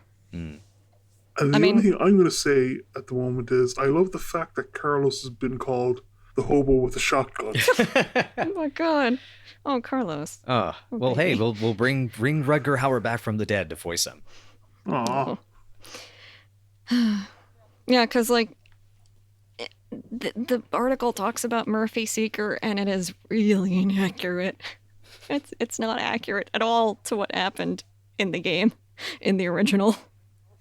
And it says like, oh yeah, that was a classic scene, and I'm like, it didn't happen though. A classic scene that you're misremembering, I'm afraid. So it's a 30-second clip. Yeah. It's not memorable. It's an alternate. It's an optional scene that you don't always get, and it's with Mikhail. Can we just say that a memorable scene is Jill thinking she's about to escape, only for Nemesis to blow up the helicopter. And Nemesis goes, fooled you. Yeah, Nemesis just pretty much goes, aha. That shit was memorable. So, yeah, I guess I would just recommend to calm down, because there really isn't actually that much information out of that article in that case. Mm-hmm. You just note that, like, Resistance is a what-if scenario, and that there's no multiple endings. I think that's the only hard and fast thing we learned from that. Mm-hmm. Yeah. So if you would also like us to cover news, we will also cover news. Otherwise, we'll just stay to the pedantry as we do. Our opinions corners. Well, you'll stay with the pedantry. I'll just chime in with crappy jokes. That's half of what we do as it is. As it is, yeah. I mean, this is true. We've spent like the last year doing Twitch streams of that and been quite successful with it. It works. It works. It's our thing. We're sticking to it. Yes. And do you know what? I'm going to take this opportunity to advertise us as Mystery Death Theater 5000, where hopefully we'll be able to post highlights of our streams and let's plays of horror games. Yes. And thankfully that will not include Oakwood. That's not Oakwood. Would not recommend it. And that was a discussion for another time. Yes. And I believe that should wrap it up for today. And yeah. Thank you. So thanks for joining. Yeah, sorry. No, go ahead. Thank you. Well, thank you for joining us this evening, and I would like to thank Chris for kind of trying to guide us along this discussion tonight. Was that what I was doing? Well, you had the notes, and I feel like the notes grounded us into... I'm just pulling this out of my ass, so just go with it. It was keeping us tethered. Oh. But big thanks as well to Vanessa for the inspiration for the Spencer Statement. Without you, this would not be possible, so thank you very much. Aww. And thank you for allowing us to join you in this. Thank you both for doing this with me, because I don't think I would have been able to get this off the ground without the both of you. You know, just like tech in tech ways, and in having someone to actually talk to and talk with about this. Yeah, all of it, because it's more interesting when it's a conversation. Certainly. It's good to always... It's much more interesting. It's great to have somebody to bounce the dialogue off of, and I mean, it's a good time. So hopefully the folks will enjoy this. My only special thanks is again to these wonderful folks, and I guess since we're getting off to a start, big shout out to Capcom. Thank you so much for having maintained this franchise and doing well. You've inspired, as you can tell from the intro, this has been a part of our lives for over 2 decades, and it means a lot to us. And we hope to be something that can honor it while also keeping it honest and giving us a forum to express ourselves and how much we love the game and sometimes don't like the game. But in any case, the last sign off also is about Mystery Death Theater 5000 is that we should hopefully have the first Code Veronica X episode up on Monday. I've had that scheduled now. Hooray! And there was one last thing. Oh, that's right. And hopefully at some point in the future, we'll start figuring out what to do with Twitch, because it'd be also good to expand from this, because it's not only just for Resident Evil, but for other survival horror games and other games in general, which would be a good time. Yes. And also for those of you... I'm just go ahead. My last sign off is for those in the Bible Belt. Sorry, I say fuck so much. Doesn't really apply to me, so there. Sorry. I can't make any apologies for my swearing. See, I'm Irish, so I think swearing's second nature to me, so I'm not going to apologize for that. Yes, but I would like to thank anybody who has stuck around and listened to the entire thing. We appreciate every one of you for listening to this, and we hope that you will come back and listen to us again next time. So join us in part 2. Peace and love.